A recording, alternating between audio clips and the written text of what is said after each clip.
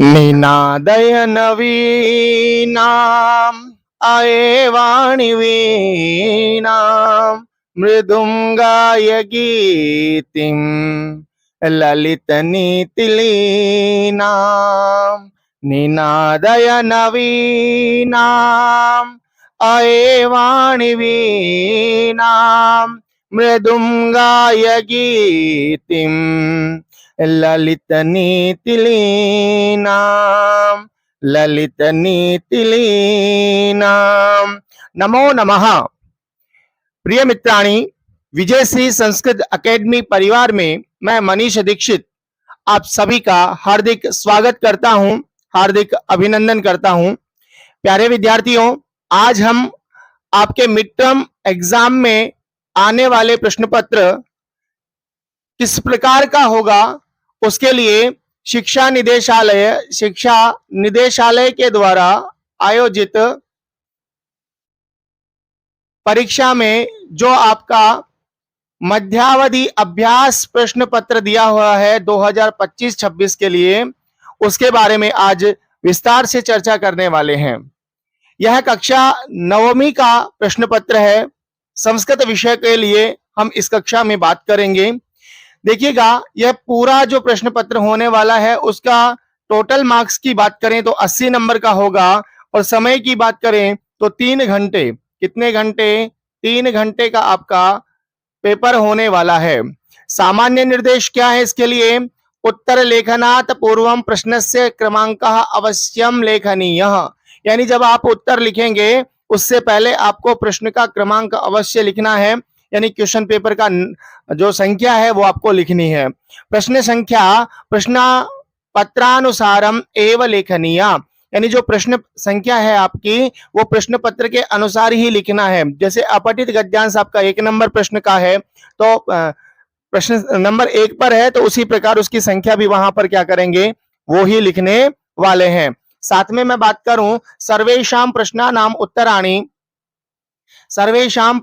उत्तराणि संस्कृतेन लेखनीयानि, यानी सभी प्रश्नों के जो उत्तर हैं आपको किस भाषा में लिखने हैं? संस्कृत भाषा में ही लिखने हैं। प्रश्नानाम निर्देशाः ध्यानेन अवश्यम पठनीयाः, यानी जो प्रश्न दिए हुए हैं उसका क्या निर्देश दिया हुआ है उसको आपको क्या करना है, बड़े ध्यान से पढ़ना है। आपको 180 मिनट मिलेंगी और उसमें आपको 80 नंबर का क्या करना होगा, प्रश्न पत्र करना होगा। देखिएगा, आपका जो प्रश्न पत्र है वो 4 खंडों में विभाजित है। खंड 4 है इसमें, क, ख, ग और घ। ठीक है। आपके खंड ख में होता है अपठित गद्यांश, ख में होता है रचनात्मक कार्य, ग में होता है आपके व्याकरणात्मक अनुप्रयुक्त व्याकरणम और घ में होता है पठित अवबोधन। तो अभी हम यहाँ पर, क्योंकि अपठित गद्यांश के बारे में हमने विस्तार से पहले चर्चा कर ली है एक वीडियो में, उसका लिंक आपको कमेंट्स बॉक्स में और डिस्क्रिप्शन में भी मिल जाएगा। साथ में आपको प्लेलिस्ट में भी उसका वीडियो मिल जाएगा। ऐसा नहीं कि मैं अपठित के बारे में चर्चा नहीं करूंगा, अपठित के बारे में भी चर्चा करूंगा इसी कक्षा में। लेकिन उससे पहले हम कहाँ बढ़ेंगे? उससे पहले हम आपके व्याकरण वाला जो पार्ट है उस व्याकरण वाले पार्ट की ओर बढ़ने वाले हैं। ठीक है। यानी व्याकरण के जो प्रश्न हैं आपके उनको पहले हम हल करेंगे, उसके बाद में आपका ये जो और कार्य है इसको हम कंप्लीट करेंगे। बात समझ में आ रही है क्या? चलिए, तो हम सबसे पहले आते हैं 5वें प्रश्न के ऊपर, क्योंकि अनुप्रयुक्त व्याकरण हमारा कहां से प्रारंभ हो रहा है? प्रश्न संख्या 5 से प्रारंभ हो रहा है। कहां से हो रहा है?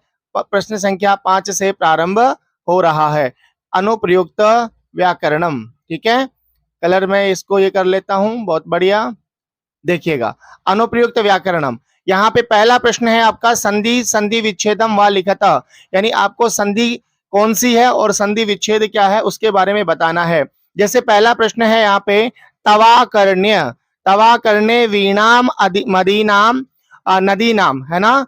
तो यहाँ पे क्या कह रहे हैं? तवाकर्ण्य वीणाम मदीनाम नदीनाम निनादय नवीनाम आये वाणी वीणाम। तो यहाँ पे कौन सी संधि का उदाहरण है ये?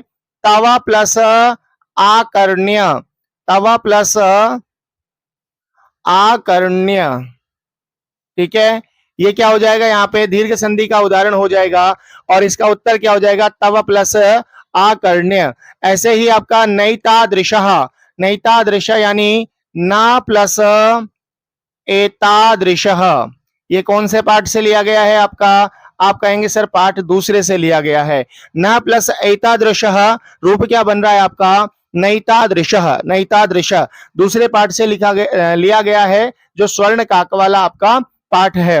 तीसरा प्रश्न है, सूर्योदयात, सूर्य प्लस उदयात पूर्वमेव सा तत्रोपस्थिता, यानी ये भी आपके दूसरे पाठ से ही लिया गया है। सूर्य प्लस उदय रूप क्या बन गया आपका, सूर्योदय। अगर संधि की मैं बात करूं तो ये कौन सी संधि है, यहाँ पे गुण संधि है। कौन सी संधि है, गुण संधि है। आपके आगे परीक्षा से पहले एक मैं वन शॉट रिवीजन भी लेके आऊंगा, जिसमें हम इस संधियों के बारे में और विभिन्न जो आपके प्रश्न हैं उनके बारे में क्या करने वाले हैं, विस्तार से चर्चा करने वाले हैं।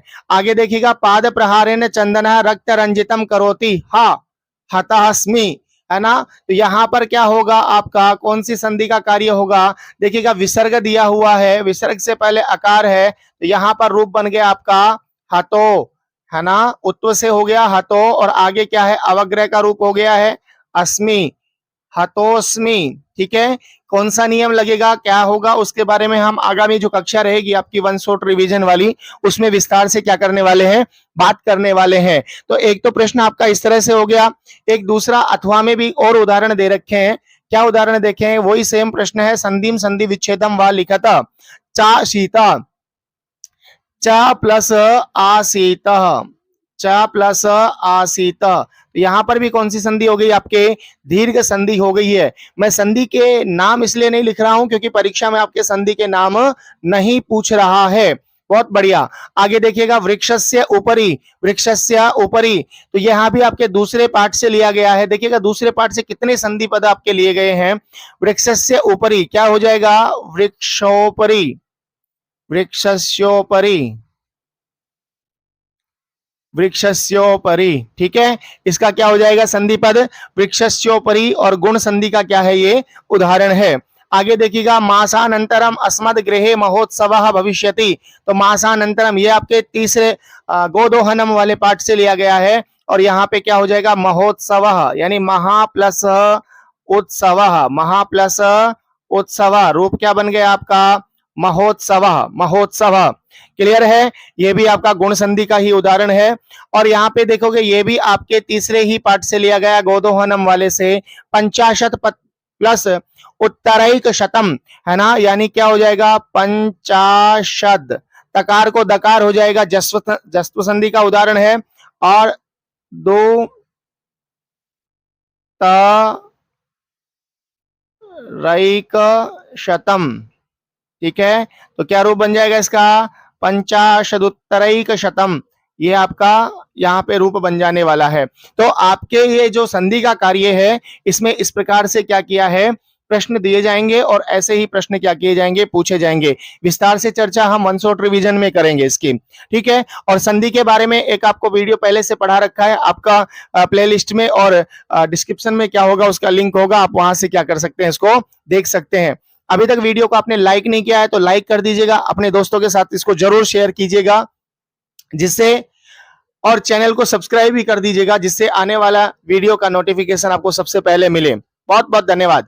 आगे बढ़ते हैं, देखिएगा आगे हमारा जो है, आगे जो हमारा है प्रश्न वो है, प्रदत्त विकल्पेभ्य, दिए हुए विकल्पों से, दिए हुए विकल्पों से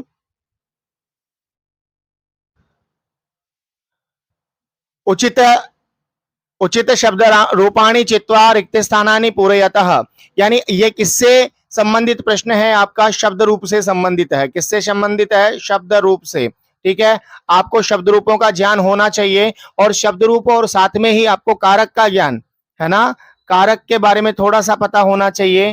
कारक के बारे में एक संस्कृत अनुवाद की हमारी वीडियो है, उसमें क्या नाम है, इनको क्या कर रखा है, विस्तार से बता रखा है। देखिएगा क्या कह रहे हैं, सुरेश सुरेश पठति, सुरेश पठति, क्या पढ़ रहा है, पुस्तकस्य, पुस्तकाय, पुस्तकम, पुस्तकात्। देखिएगा अब आप क्रिया जो होती है ना, क्रिया वर्ब जो होती है, अगर इससे आप प्रश्न करेंगे, क्रिया से प्रश्न करेंगे तो आपको बता देगा। ठीक है, तो क्या पढ़ता है? सुरेश पढ़ रहा है। सुरेश क्या पढ़ रहा है? तो पुस्तक पढ़ रहा है। नीचे आपको पुस्तक दे रखी है। अब जब हम क्या और किसको प्रश्न करते हैं और जब उत्तर मिलता है तो वहां पे हमारी द्वितीय विभक्ति होती है। कौन सी विभक्ति होती है? द्वितीय विभक्ति होती है। द्वितीय विभक्ति में कर्म कारक होता है, क्योंकि ये वाक्य में क्या है? कर्म है। और कर्म में कौन सी विभक्ति होती है? द्वितीय विभक्ति होती है। तो यहाँ पे विकल्प क्या हो जाएगा? पुस्तकम। यानी सुरेशः किम पठति? सुरेशः पुस्तकम पठति। पुस्तकम पठति। ऐसे ही मोहनः मम मित्रस्य अस्ति है, यानी मोहनः, मोहन जो है, मम मित्रस्य, मम यानी मेरा, मित्रस्य यानी मित्र का क्या है? तो यहाँ पे संबंध की स्थापित किया गया है। और मोहन में और मेरे मित्र में क्या संबंध है? ठीक, मतलब ये जो पुत्र जो है, पुत्र शब्द है ना, तो पुत्र का मित्र की जो बात कर रहे हैं हम यहाँ पे, इसका पुत्र है। और यहाँ पर कौन सी विभक्ति होगी? प्रथमा विभक्ति होगी। ठीक है, कौन सी विभक्ति होगी यहाँ पे? प्रथमा विभक्ति का रूप होगा। रूप क्या बन जाएगा? पुत्रः अस्ति। मोहनः मम मित्रस्य पुत्रः अस्ति। पुत्रः अस्ति। ठीक है ना? तो यहाँ पे विकल्प क्या होगा? इसका बी विकल्प हो जाएगा। वने एकः भयंकरः रिक्तस्थान निवसति स्म। क्या क्या निवास करता था वन में? एक भयंकर, भयंकर व्याघ्रः, व्याघ्रम, व्याघ्रेण, व्याघ्राय। बताइए यहाँ पे क्या, कौन निवास कर रहा है? तो आप कहेंगे कर्ता कौन हो गया इसमें? बाघ। और कर्ता में कौन है? कौन सी विभक्ति आती है आपकी? प्रथमा विभक्ति आती है। कर्ता ने कर्म को करण से संप्रदान के लिए, है ना। और प्रथमा विभक्ति में क्या है रूप प्रथमा विभक्ति का? तो आप कहेंगे सर व्याघ्रः। क्या रूप है? व्याघ्रः। तो यहाँ पे क्या हो जाएगा? व्याघ्रः। यानी वने एक भयंकर व्याघ्र निवसति स्म। एक भयंकर व्याघ्र क्या करता था? निवास करता था। ऐसे ही प्रतीक मम रिक्तस्थान पठति, है ना। प्रतीक कहाँ पढ़ रहा है? मम विद्यालये, मेरे विद्यालय में। और विद्यालय में शब्द आ रहा है, तो में कौन से में आता है? कर्ता ने कर्म को करण से संप्रदान के लिए, अपादान से अलग, संबंध काके की रारेरी, अधिकरण में पेपर। तो यहाँ पे में सप्तमी विभक्ति, और सप्तमी विभक्ति का रूप कौन सा है यहाँ पे? विद्यालय आपके विद्यालय से षष्ठी का है, विद्यालयात पंचमी का, विद्यालय चतुर्थी का है। सप्तमी विभक्ति का रूप है आपका विद्यालये, विद्यालये। ठीक है, तो विद्यालये पठति। प्रतीक जो है वो मेरे ही क्या करता है? विद्यालय में पढ़ता है, विद्यालय में पढ़ता है। तो यहाँ तो हमको किसका रूप लिखना है? शब्द रूप लिखना है। अब अगला जो यहाँ पे आपका प्रश्न दे रहे हैं, इसमें आपको क्रिया रूप लिखना है। कौन सा रूप लिखना है? क्रिया का रूप लिखना है। ठीक है, देखते हैं क्रिया का रूप। प्रश्न संख्या 7। हाँ, इसको देखिएगा क्या है? उचित लकारम। कलर थोड़ा चेंज करते हैं इसका, देखते हैं। उचित लकारम प्रयोज्य क्रियापदई वाक्यानि पूरयतः। उचित लकार का प्रयोग करके क्रियापद के में से वाक्यों की क्या करें? पूर्ति करें। माता व्यंजनम, माता व्यंजनम, पचसी, पचंती, पचती, पचामह। आप एक सारणी याद कीजिएगा। जैसे पठती रूप है हमारा, पठती, पठतः, पठन्ति, पठसि, पठथः, पठथ, पठामि, पठावः, पठामह। ठीक है, अब यहाँ पर एक चीज देखिएगा आप, एक चीज का ध्यान रखिएगा। यहाँ जो है ना, इसमें ये आपका उत्तम पुरुष का रूप है, ये आपके मध्यम पुरुष का रूप है। थोड़ा ध्यान से समझेंगे तो आप बिल्कुल क्लियर करके आएंगे, गलत नहीं होगा आपका प्रश्न। अब आप समझिएगा, यहाँ उत्तम मध्यम पुरुष एक वचन में हमेशा त्वम आएगा। क्या आएगा? त्वम। यहाँ पे आएगा युवाम, और यहाँ पे आएगा यूयम। या इसको ऐसे नीचे लिख देता हूं, इसको इसके नीचे लिख देता हूं। ठीक है,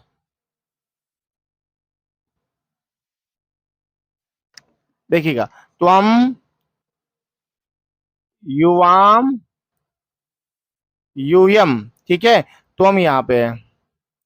और इसमें आएगा अहम, आवाम, वयम, अहम, आवाम, वयम। अब इन 6 शब्दों को छोड़ करके इस दुनिया में जो भी आता है ना, वो सब किस में आएगा? आपके प्रथम पुरुष में आएगा। किस में आएगा? प्रथम पुरुष में आएगा। किनको छोड़ करके? मध्यम पुरुष और उत्तम पुरुष के जो ये कर्ता लिखे हुए हैं, त्वम, युवाम, यूयम, अहम, आवाम, वयम, इनको छोड़ करके इस दुनिया में जो भी आएगा वो सारे के सारे किस में आएंगे? आपके प्रथम पुरुष में आएंगे। जैसे अभी आपके यहाँ पे माता दिया हुआ है, कौन दिया हुआ है? माता। तो माता कहाँ पे आएगा आपका? बिल्कुल, माता यहाँ पे आएगा आपका। माता एक है तो एक वचन में, दो है तो द्विवचन में, और ज्यादा है तो बहुवचन में। ऐसे ही यहाँ पे क्या है? अध्यापिका दिया हुआ है। अध्यापिका इन 6 में से कोई है क्या? नहीं है। तो यहाँ पे क्या आ जाएगा आपका? अध्यापिका, ठीक है, अध्यापिका। ऐसे देखिएगा यहाँ पे फलानी, फलानी दिया हुआ है, तो फलानी इन 6 में से है क्या? इन 6 में से फलानी है क्या? आप कहेंगे नहीं है। तो फलम, फले, फलानी, देखो धातु रूप और शब्द रूप तो आपको याद होने ही चाहिए। मैं तरीका बता सकता हूँ, याद नहीं करवा सकता आपको अभी, है ना। वन शॉट रिवीजन में हम बताएंगे कि याद कैसे करेंगे, ठीक है, या फिर अलग से इनके लिए वीडियो बना रखे हैं, वो भी आप जाके क्या कर सकते हैं? देख सकते हैं। तो अब बहुवचन का है तो फलानी कहाँ पे आ जाएगा? आपके यहाँ पे आ जाएगा, फलम, फले, फलानी। ऐसे ही आपका रमेश सुरेशम भोजनाय, तो रमेश, रमेश, रमेश कहाँ का? इन 6 में से है क्या? इन 6 में से है क्या? आप कहेंगे नहीं है। तो यहाँ पे रमेश आ जाएगा, रमेशा, ठीक है। इस तरह से अब आपके पास पता चल गया ये फॉर्मेट। आप चाहो तो परीक्षा में क्या कर सकते हैं? बना सकते हैं। ऐसे कैसे आप बना सकते हैं? क्रियापद चेंज हो जाएंगे। जैसे अब यहाँ पे यहाँ देखिएगा, यहाँ देखिएगा, यहाँ पर क्या दे रखा है? पट धातु। यहाँ पर पच धातु का रूप दे रखा है, तो पच का रूप हो जाएगा पचती, पचतः, पचंती, पचसी, पचथः, पचथ, पचामी, पचावा, पचामा। क्लियर है? अब आप देखो ना, यहाँ पे पचामा दे रखा है, पचामा यहाँ का है तो ये तो होगा ही नहीं। माता कहाँ का है? माता कहाँ बैठी हुई है? यहाँ बैठी हुई है। तो अति वाला जो रूप होगा वो यहाँ पे हो जाएगा, और अति वाला रूप क्या है? ग रूप है। ये सही रूप बन जाएगा। क्या हो जाएगा? माता भोजनम पचती, माता भोजनम पचती। ऐसे ही मम अध्यापिका विदुषी, तो यहाँ पर क्या हो जाएगा? रूप, धातु रूप बताया है आपको। अस्ति, स्तः, संति, अस्ति, स्तः, संति, असि, स्तः, स्थ, अस्मि, स्वः, स्म, है ना। आप कहेंगे सर इतना जल्दी जल्दी क्यों पढ़ा रहे हैं? तो क्योंकि परीक्षा अभी हमारी बहुत नजदीक है और हमको थोड़ा सा जल्दी जल्दी क्या करना है? इसको कंटेंट पूरा करना है, और ये पेपर भी है ना। इसीलिए क्या करें, आप अभी वीडियो को लाइक तो कर दीजिएगा। अभी तक आपने चैनल को सब्सक्राइब भी नहीं किया है ना, तो चैनल को क्या करें? सब्सक्राइब भी करें। अब देखो यहाँ पे अध्यापिका कहाँ पर है? अध्यापिका ये रहा, ये रही आपकी। और अस धातु का रूप पूछा गया है, तो अस्ति, स्तः, संति, असि, स्तः, स्थ, अस्मि, स्वः, स्म। अस्मि आपका उत्तम पुरुष एक वचन में होता है, स्तः आपका मध्यम प्रथम पुरुष द्विवचन में होता है, प्रथम पुरुष बहुवचन में संति होता है। तो यहाँ पे एक वचन में क्या होगा? अस्ति, यानी मम अध्यापिका विदुषी अस्ति, ये इसका हो जाएगा विकल्प। ऐसे ही तानी, फलानी, मधुराणी, वही अस्ति का रूप दे रखा है यहाँ पे, तो अस्ति, स्ता, संति। देखो ये एक वचन में है, ये द्विवचन में, ये बहुवचन में है। तो यहाँ पे क्या हो जाएगा? फलानी, फलानी कहाँ का है? बहुवचन में बैठा हुआ है, तो यहाँ पे क्या हो जाएगा? अंति वाला रूप हो जाएगा। और इसमें देखो अंति वाला रूप कहाँ पर है? तो आप कहेंगे सर अंति वाला रूप ये रहा, है ना। तो यहाँ पे क्या हो जाएगा? फलानी, मधुराणी, संति। कर लेंगे क्या? बहुत बढ़िया, बहुत बढ़िया। अब देखो यहाँ पर आगे आइए, रमेश, रमेश सुरेशम भोजनाय आमंत्रयति। अब देखो यहाँ पर आपको अगर धातु रूप नहीं आता है तो घबराने की बात नहीं है, ये तरीका देख लीजिएगा। अब यहाँ पे कौन सा रूप है? ती वाला रूप है ना। यहाँ पे कौन सा रूप दिया हुआ है आपका?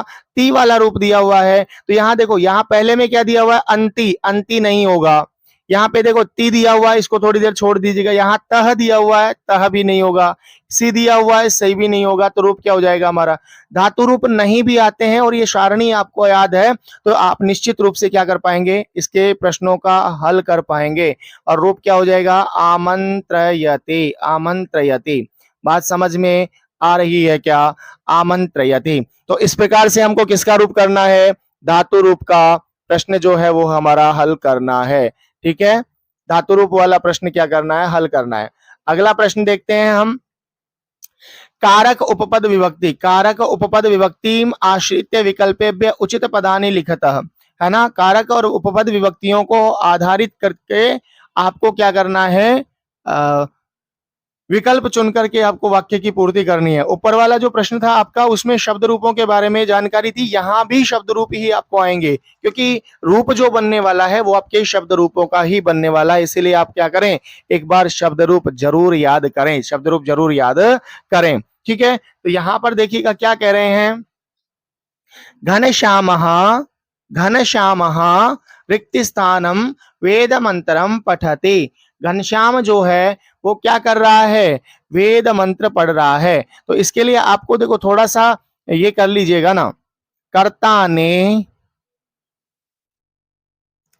इसमें होती है प्रथमा, कर्म को द्वितीया, करण से या द्वारा तृतीया, संप्रदान के लिए चतुर्थी, अपादान से अलग पंचमी, संबंध का के की रा रे री, षष्ठी अधिकरण में पर।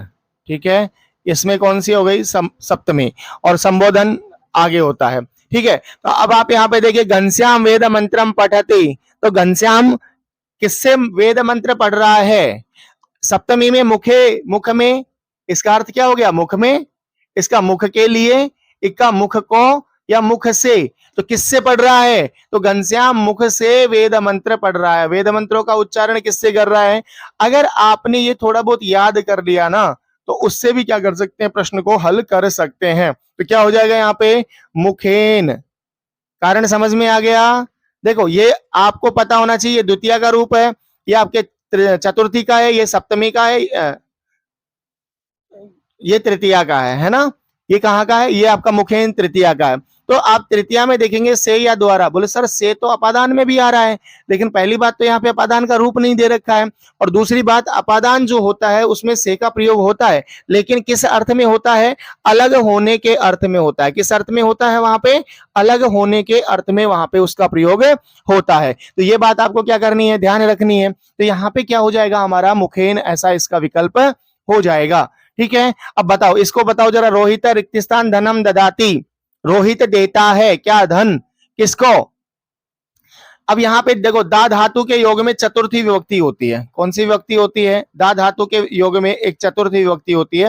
वन शॉट रिवीजन जो क्लास रहेगी उसमें मैं आपको पूरा थोड़ा समझा के बता दूंगा कि एक लिस्ट बना करके किसके योग में क्या होता है। अभी आप ये समझ के चलिए कि दा धातु के योग में कौन सी विभक्ति होती है, चतुर्थी विभक्ति होती है, और चतुर्थी विभक्ति का रूप ये निर्धनम आपके द्वितीय का है, निर्धने तृतीया का है, निर्धना नाम षष्ठी का है, चतुर्थी का एक ही रूप है आपका ख, और विकल्प क्या हो जाएगा, यहाँ पे विकल्प हो जाएगा आपका निर्धनेभ्य,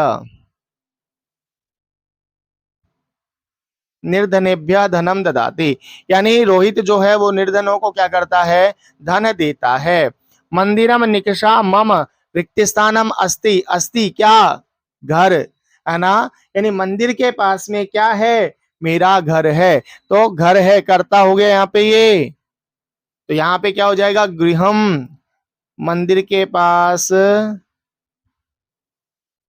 गृहम अस्ति, यानी मंदिर के समीप क्या है, मेरा घर है, मंदिर के समीप मेरा घर है। ऐसे ही छात्राः रिक्त स्थान गृहम आगच्छन्ति, कहां से, विद्यालयम, विद्यालय को, विद्यालय से या विद्यालयेन, अब देखो यहाँ पे मैंने क्या कहा, तृतीया में भी से है, पंचमी में भी क्या है, से है, लेकिन दोनों का मतलब यहाँ पे से या के द्वारा होता है करण में, और अपादान में क्या हो रहा है, अलग हो रहे हैं। अगर ये कह रहे हैं कि साइकिल से घर आ रही हैं या बस से घर आ रही हैं, तब तो आएगा तृतीया का रूप, और ये क्या कह रहा है, यहाँ पे विद्यालय दे रखा है, अब विद्यालयेन, विद्यालय से तो घर आ नहीं सकती क्योंकि विद्यालय स्थान का नाम है, एक स्थायी जगह पर ये रखा हुआ है ना, बना हुआ है, तो वहां उससे तो चलकर आ नहीं सकती है, तो क्या होगा, दूर हो रही है ना, अलग हो रही है विद्यालय से, तो अलग होने के अर्थ में आपकी पंचमी विभक्ति होती है, और पंचमी विभक्ति का रूप क्या है आपका, विद्यालयात,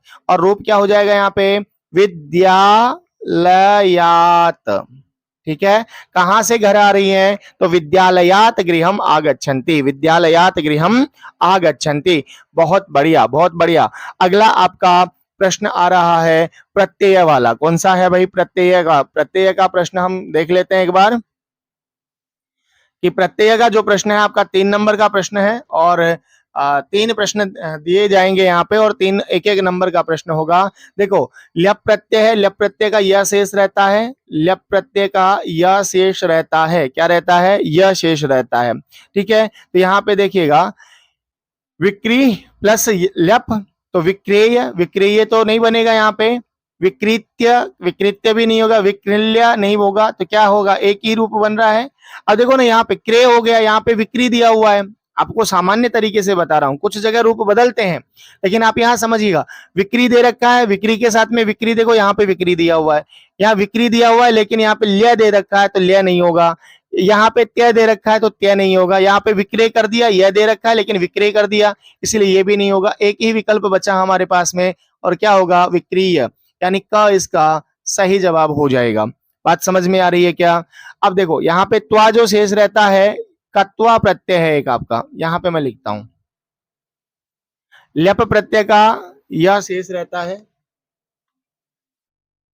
ठीक है, त्वा प्रत्यय का त्वा शेष रहता है। अब यहाँ पे देखो, त्वा दे रखा है ना, लास्ट में क्या दे रखा है, त्वा। अब देखो, अगर ये आपको दिखाई दे रहा है तो उसकी जगह ये होगा, और अगर ये दिखाई दे रहा है तो ये होगा। ठीक है, ऐसे ही ये दिखाई दे रहा है तो ये होगा, ये दिखाई दे रहा है तो ये होगा। अब यहाँ पे त्वा दिखाई दे रहा है, तो ये वाला रूप देखो आप, ये वाला आपको ऑप्शन में मिलेगा, ल्यप दे रखा है, नहीं होगा, कत दे रखा है, नहीं होगा, त्वा दे रखा है, नहीं होगा, एक ही विकल्प है आपके पास में, और ये आपका सही हो जाएगा। क्या हो गया विकल्प इसका, बहुत बढ़िया। कमेंट्स तो करके बताइएगा, जहां समझ में नहीं आ रहा आप कमेंट्स कीजिएगा, उसको मैं हल करने का या कमेंट्स बॉक्स में जवाब देने का क्या करूंगा, आपसे आपका प्रयास करूंगा, ठीक है ना। बहुत बढ़िया, चलिए आगे देखिएगा, अगला प्रश्न है। मैं बार बार तो नहीं कहूंगा कि वीडियो को लाइक करें, चैनल को सब्सक्राइब करें, आप स्वयं समझदार हैं, कर सकते हैं ना। तो यहाँ पे नेतुम शब्द दिया हुआ है, नेतुम, यहाँ पे देखो एक प्रत्यय आपका तुमुन, तुमुन का शेष रहता है तुम, है ना। तो यहाँ पे लास्ट में देखो क्या शेष रह रहा है, तुम रह रहा है, तो आपको ऑप्शन में क्या मिलेगा, तुमुन मिलेगा, क्या मिलेगा, तुमुन मिलेगा, ठीक है, तुमुन मिलेगा। अब नी प्लस तुम, ने प्लस तुम, क्योंकि तुम तो शेष रह रहा है ना, प्रत्यय नहीं है, तो तुमुन होना चाहिए। अब देखो, तुमुन आपका यहाँ पर भी है, तुमुन यहाँ पर भी है, तो 2 तुमुन दिख गए। अब आपको क्या नाम आ रहा है, बहुत अच्छी बात है, नहीं लगा रहा है तो तुक्का लगाना है। तो एक तो है यहाँ पे ने, तो यहाँ पे ने जो है ना बेटा, मूल धातु होती है नी धातु, कौन सी होती है, नी धातु, नी यानी ले जाना, और जब प्रत्यय का प्रयोग होता है तब जाके ने रूप बनता है, तो मूल धातु के साथ में क्या लगेगा, आपका प्रत्यय लगेगा, और बी इसका जवाब हो जाएगा, नी प्लस तुमुन, नी प्लस तुमुन, है ना। तो यहां पर विकल्प के रूप में क्या हो जाएगा आपका, ख इसका सही जवाब हो जाएगा, नी प्लस तुमुन। तो ये आपके प्रत्यय से संबंधित क्या है, प्रश्न है, जिनको आप क्या कर सकते हैं, अच्छे से समझिएगा और हल कीजिएगा, घबराने की जरूरत नहीं है ना। तुम तुमुन प्रत्यय में रहता है, जो तुम शेष रहता है वो तुमुन प्रत्यय में शेष रहता है, त्वा कत्वा प्रत्यय में, और यह किसमें रहता है आपका, ल्यप प्रत्यय में, ल्यप प्रत्यय में। क्लियर हो रहा है, बहुत बढ़िया। आगे आपका प्रश्न है संख्या पद के बारे में, है ना, यानी संख्या पदों के बारे में यहाँ पे आपसे प्रश्न पूछ रहा है, संख्या पद। देखिएगा क्या कह रहे हैं यहाँ पे, अंकानाम स्थाने उचित संख्या पदानी संस्कृत भाषया लिखत, और ये 2 नंबर का प्रश्न है। संख्या क्या दी हुई है, 87। अब देखो यहाँ पे एक को कहते हैं एक, दो को द्वि, ठीक है, 3 को, वैसे मैं इसका वो लिख देता हूं, एकम द्वि त्रीणि चत्वारि पंच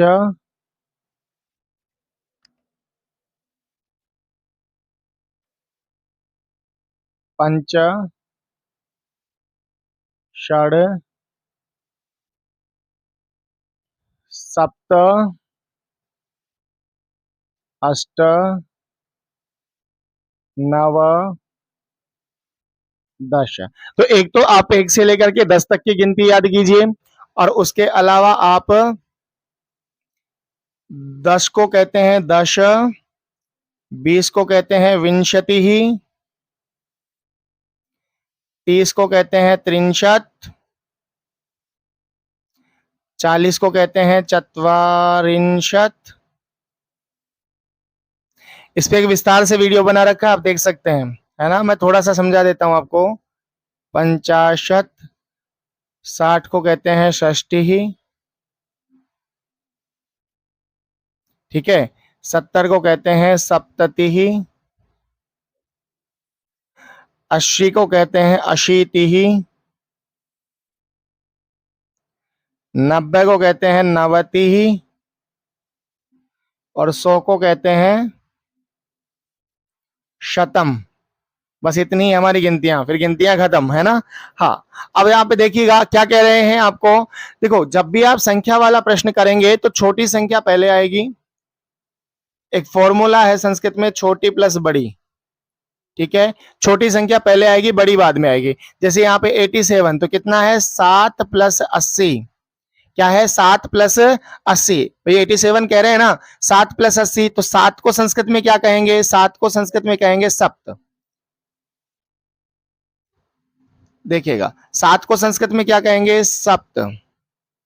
और 80 को संस्कृत में क्या कहेंगे, अशीति। क्या कहेंगे, अशीति प्लस अशीति, ठीक है। हो गया सप्त प्लस अशीति। अब आपको संधि कार्य करके क्या कर देना है यहाँ पे, सप्ताशीति ही, सप्ताशीति।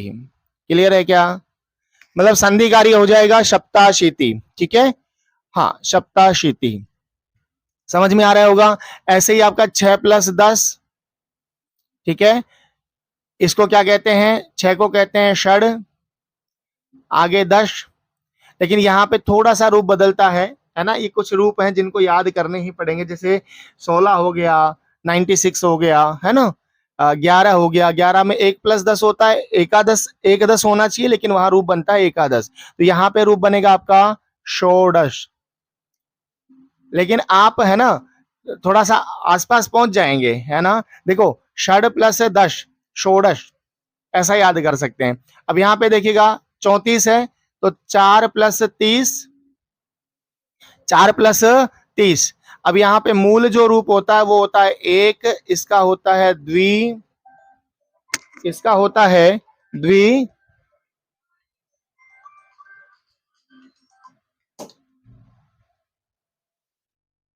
चलिए, इसका होता है द्वि, और इसका होता है त्रि, इसका होता है चतुर, ठीक है, चतुर। अब यहां पे देखोगे 4 को क्या कहेंगे आप, चतुर। चतुः प्लस 30, 30 को बोलते हैं त्रिंशत, 30 को क्या बोलते हैं, त्रिंशत। अब यहाँ पे संधि कार्य होकर के, संधि कार्य होकर के रूप बन जाएगा आपका, विसर्ग का सकार आदेश हो जाएगा। विसर्ग का क्या आदेश हो जाएगा, सकार आदेश हो जाएगा, और रूप आपका बन जाएगा चतुस्त्रिंशत। क्या बन जाएगा, चतुस्त्रिंशत। क्लियर है। ऐसे ही आपका 48, यहां लिख दूं 48, 48 क्या हो गया, 8 प्लस 40, 8 को संस्कृत में कहते हैं अष्ट, 40 को कहते हैं चत्वारिंशत। यही तो बोलते हैं ना, 8 को देखिएगा यहाँ पे अष्ट कह रहे हैं, 40 को क्या कह रहे हैं यहाँ पे, चत्वारिंशत। और मिलाकर लिख दीजिएगा अष्ट चत्वारिंशत, अष्ट चत्वारिंशत। ये क्या हो जाएगा, इसका विकल्प हो जाएगा अष्ट चत्वारिंशत। क्लियर है। तो ये संख्या वाला जो प्रश्न है इसका भी एक वीडियो है, आप उसको भी क्या कर सकते हैं, देख सकते हैं विस्तार से समझने के लिए। क्लियर हो रहा होगा? तो आप अगर ये 20 वर्ड भी याद कर लेंगे ना, तो भी एक अनुमानित क्या कर सकते हैं, प्रश्न को हल कर सकते हैं। बहुत बढ़िया, आगे बढ़ते हैं। आगे आपका प्रश्न आ रहा है उपसर्ग वाला। ठीक है, किसका आ रहा है भाई? उपसर्ग का प्रश्न आ रहा है। उपसर्ग का प्रश्न है। देखो, अधोलिखित पदेषु उपसर्गम संयोज्य विभज्य व लिखता, यानी उपसर्ग, उपसर्ग हमेशा किससे के पहले जुड़ते हैं? धातु से पहले। उपसर्ग आपके किसके साथ जुड़ते हैं? धातु के साथ में। ठीक है, धातु के साथ में। और उपसर्गों की संख्या की मैं बात करूं तो कितनी होती है? 22 होती है। कितनी होते हैं? उपसर्ग 22 होते हैं। प्र पर अप सम अनु अव निस निर दुस दुरवि अंग नि आदि अपि अति सु उद अभि प्रति परि उप, ये आपके कितने हैं? 22 उपसर्ग हैं। इसमें कुछ नहीं करना है ना, आपको क्या करना है? पर, परा, अप, सम, है ना, ये आपकी जो उपसर्ग है, आपको इसको देखो, परा प्लस जित, बस इतना करना है, परा प्लस जित। उपसर्ग की लिस्ट में आपको प्रोवाइड करवा दूंगा। अब देखो यहाँ पे अनु प्लस ईक्षणम, तो क्या हो जाएगा? संधि कार्य हो जाएगा। अनु, उ का, ओ के बाद में ई है, तो इसको उ को वह आदेश हो जाएगा, ई की मात्रा लग जाएगी, और क्या हो जाएगा? क्षणम, रूप क्या बन जाएगा? अनवीक्षणम। ठीक है, अनवीक्षणम। ऐसे ही समझाता, तो सम उपसर्ग होता है, सम उपसर्ग होता है, आगे क्या है? जाता है, तो सम प्लस जाता। ऐसे ही सम प्लस उत प्लस डी यते, सम प्लस उत मिलेगा तो क्या हो जाएगा? समूह। ठीक है, आगे तय के बाद में ड दिया हुआ है, यानी जस्त्व संधि का उदाहरण है, तो तय को भी ड में बदल देंगे और रूप क्या हो जाएगा आपका? डी यते। ठीक है, कैसे बना रूप समझ में आ गया क्या? सम में उत मिला तो समुत बन गया, और समुत प्लस डी यते, तो यहाँ पे जस्त्व संधि का कार्य होकर क्या बन जाएगा? समुड्डीयते, समुड्डीयते, ऐसा यहाँ पे रूप बन जाएगा। तो ये उपसर्ग वाला प्रश्न है। और आपका क्या नाम है? कितने उपसर्ग होते हैं? 22 होते हैं। उपसर्ग हमेशा धातुओं के साथ में क्या होते हैं? जुड़ते हैं। ठीक है, विस्तार से हम बात करेंगे आपका वन शॉट रिवीजन वाली जो क्लास होगी उसमें। बहुत बढ़िया, आगे देखिएगा। कोष्टकेभ्य शुद्धम अव्यय पदम चित्वा रिक्त स्थानानि पूरयता। कोष्टक में जो आपके रिक्त स्थान दिया हुआ है ना, उसको मंजूषा की सहायता से उसको क्या करना है? आपको पूर्ति करनी है, ये बनाना है। तो यहाँ पे दो ही आपको दे रखे हैं अव्यय पद, दो ही अव्यय पद क्या कर रखे हैं? दे रखे हैं। देखो, अद्य, श्वः, ह्यः, अक्सर ये परीक्षा में पूछा जाता है ना, परीक्षा में पूछा जाता है। अद्य यानी आज, श्वः आने वाला कल, ठीक है, ह्यः बीता हुआ कल। ठीक है, बीता हुआ कल। अब आप देखिएगा, जब आप यहां पे प्रयोग करेंगे ना, तो यहां पे श्व जो है ये भविष्य काल हो गया, भविष्य। स्व किसका होगा? भविष्य। अद्य वर्तमान, और ह्यः भूत। ठीक है, अगर आपको भविष्य काल की क्रिया दिखाई दे रही है, ऑप्शन में ये तीनों में से कोई भी दिखाई दे रहा है, तो यहाँ देखो, भविष्यति, भविष्यति रूप कहाँ का है? भविष्य काल का है, लिट लकार का है, तो यहाँ पे क्या आ जाएगा? स्वः। ठीक है, इसमें क्या हो जाएगा? स्वः। ओके, इतनी बात समझ में आई। दूसरा, 7 शब्द होते हैं आपके प्रश्न निर्माण में। किम, कुत्र, कति, कदा, कुतः, कथम, किमर्थम। ये 7 शब्द है। जैसे अंग्रेजी में आपकी WH फैमिली होती है, ऐसे ही हम इसको बोलते हैं सप्त ककार। क्या बोलते हैं संस्कृत में? सप्त ककार बोलते हैं। क्या बोलते हैं? सप्त ककार। अगर सेंटेंस में आपको प्रश्नवाचक चिन्ह मिल रहा है, सेंटेंस में आपको प्रश्नवाचक चिन्ह मिल रहा है, तो इनमें से कोई आपको एक दिखाई देगा। आप देखिएगा, यहां पे सेंटेंस में क्या दे रखा है? प्रश्नवाचक चिन्ह है, ये रहा आपका। तो सेंटेंस में इनमें से कोई एक दिखाई देगा। तो यहाँ पे देखो, ये कदा है ना, ये बेटा कदा, तो ये ऑप्शन में कदा है, और वैसे भी दो ही थे तो एक कर लिया तो हमने दूसरा। तो या तो हम इस तरीके से पहचान कर लें या इस तरह से पहचान कर लें। बात समझ में आ रही है क्या? बहुत बढ़िया। तो ऐसे हम क्या कर लेंगे, इनका अभ्यास कर लेंगे, इनको हल कर लेंगे। तो किम बोलो एक बार मेरे साथ में, किम कुत्र कति कदा, किम कुत्र कति कदा, कुतः कथम किमर्थम, कुतः कथम किमर्थम, किम कुत्र कति कदा, कुतः कथम किमर्थम। इससे रिलेटेड एक प्रश्न है आपका, प्रश्न निर्माण। ठीक है, तो 7 तो शब्द ये आपको ये दिखाई देंगे। पहले हम गद्यांश पद्यांश की बातें बाद में करेंगे, लास्ट में। पहले थोड़ा ग्रामर की बात कर लेते हैं, है ना। जैसे आपका एक प्रश्न है यहाँ पर, 16वां प्रश्न, देखिएगा इसको। प्रश्न निर्माण, प्रश्न निर्माण। तो कहने का मतलब क्या हो गया, या तो आपको कौन से शब्द मिलेंगे, वो 7 शब्द अभी हम पढ़ के आए हैं। सप्तकाकार, सप्तकाकार, ठीक है।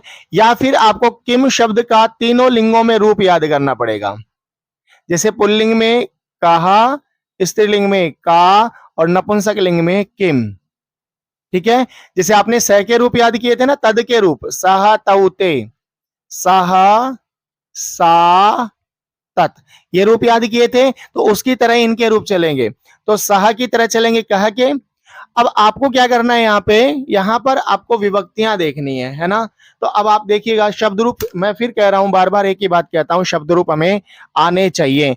यहाँ पे क्या कह रहा है, उपाध्यायस्य मुखम भूयः द्रक्ष्यामि, उपाध्यायस्य मुखम, तो मुख शब्द है यहाँ पे, क्या है, मुखम, मुखम, तो क्या हो जाएगा,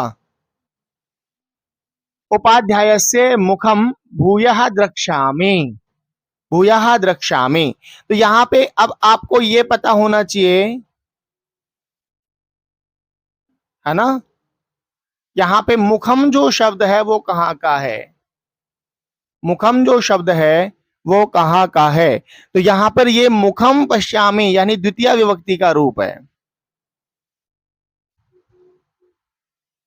ठीक है, द्वितीय विभक्ति का रूप है। अब मुखम जो होता है वो आपका नपुंसक लिंग शब्द होता है। कैसा होता है, मुखम, मुखे, मुखानी।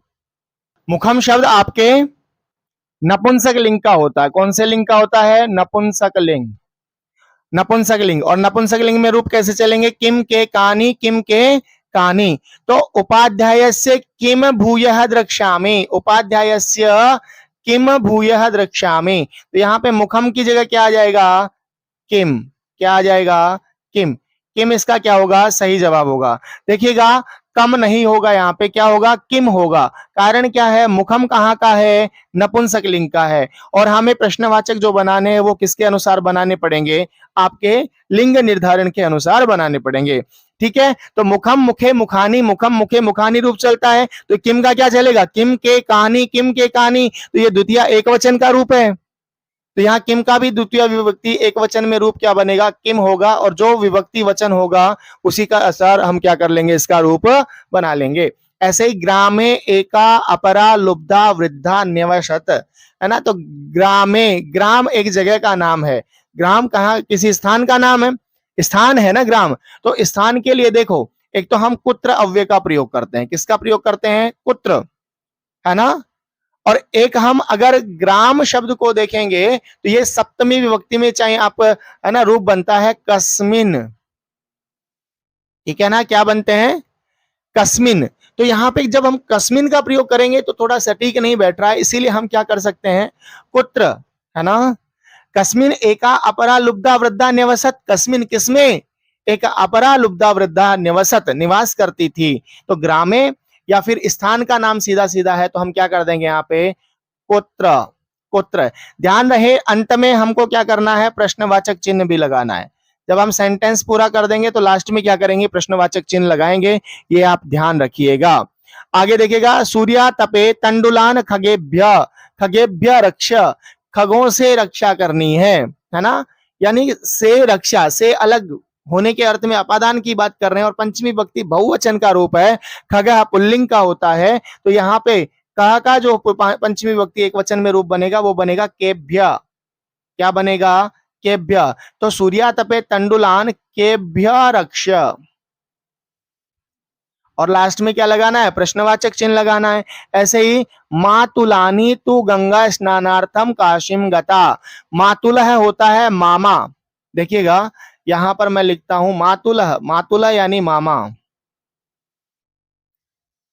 मातुलह यानी मामा, और मातुलानी, मातुलानी, मातुलानी होती है मामी, ठीक है, मामी। यहाँ पे फलम फलानी की तरह फलानी वाला रूप नहीं है ये, हम क्या करते हैं हमारे दिमाग में रटा हुआ है फलम वाला, मातुलम नहीं होता ना, मातुलानी यानी नाम है ये, मतलब संबंध है, मातुलानी यानी मामी, ठीक है। तो यहाँ पे स्त्रीलिंग का रूप है ये, कहाँ का रूप है, स्त्रीलिंग एक वचन का, ठीक है।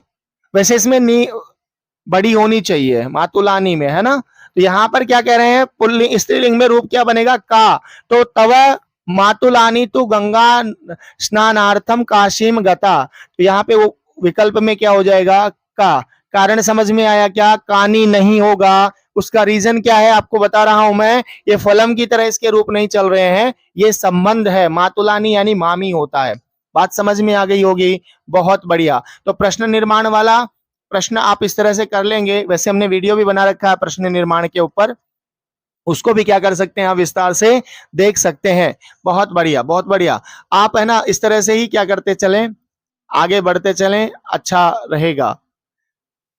वीडियो को अभी अगर आपने लाइक नहीं किया तो लाइक कर दीजिएगा, चैनल को सब्सक्राइब कर दीजिएगा, अपने दोस्तों के साथ में जरूर इसको शेयर करें। आगे देखिएगा, एक प्रश्न आपसे पूछा जाता है अन्वय वाला, अन्वय वाला प्रश्न कैसे करेंगे, अन्वय वाला प्रश्न कैसे करेंगे उसको थोड़ा सा देख लेते हैं। अन्वय वाला जब प्रश्न हमारे से पूछा जाएगा तो बिल्कुल सरल है, अन्वय में कुछ ज्यादा दिक्कत ही नहीं है। देखो क्या कह रहे हैं, श्लोकस्य अन्वयम पूरयतः, क्या कह रहे हैं, वहति मंद मंदम सनीरे समीरे कलिंदात्म जाया सवानीर तीरे। बोलो एक बार मेरे साथ में, वहति मंद मंदम समीरे समीरे कलिंदात्म जाया सवानीर तीरे नताम पंक्तिमालोक्य मधुमाधवीनाम निनादय नवीनाम आये वाणी वीणाम। इसको हमने म्यूजिक में गा रखा है ना, आप सुन सकते हैं उसको भी। तो क्या कह रहे हैं, इसको हल करने के लिए आपको एक छोटा सा तरीका अपनाना होगा। क्या अपनाना होगा, बड़े ध्यान से समझना भाई, है ना, ध्यान से समझना। मैं इनको हटा देता हूं आपको समझाने के लिए, ठीक है। क्या करना, बड़े ध्यान से समझना है। देखिएगा, ये नीचे जो अन्वय का ये दिया हुआ है ना, आप इसमें ये देखो कि ये जो शब्द दिए हुए हैं ना, यहाँ पर ये जो शब्द दिए हुए हैं ये इसमें है कि नहीं है। देखो कलिंदात्म जाया, कलिंदात्म जाया आपके यहाँ पर दिया हुआ है, कलिंदात्म जाया यहां तक दिया हुआ है। आगे देखिए क्या है, सवा नीर तीरे, तो सवा नीर तीरे भी दिया हुआ है, ये रहा। समीरे, समीरे दिया हुआ है क्या, बिल्कुल सर समीरे दिया हुआ है। मंदम मंदम, तो यहाँ पे देखो मंद मंदम भी दिया हुआ है। क्या दिया हुआ है, वहती दिया हुआ है क्या, आप कहेंगे सर वहती भी दिया हुआ है। तो यहाँ पे इतनी इतनी सारी चीजें दी हुई हैं। क्या नहीं दिया, तो यहाँ पे सनीरे नहीं दिया, क्या नहीं दिया है, सनीरे। पहले आपको सिर्फ ये पहचान करनी है, सिर्फ पहचान करनी है, ठीक है ना, सनीरे नहीं दिया। उसके बाद में आ जाइए, नताम दे रखा है क्या, बोले सर नताम दे रखा है। पंक्तिम दे रखा है क्या, पंक्तिम भी दे रखा है। आलोक्य दे रखा है क्या, आलोक्य भी दे रखा है। आगे देखिएगा, हे वाणी, अयवाणी, अयवाणी दे रखा है। वीणाम, वीणाम भी दे रखा है। आगे निनादय,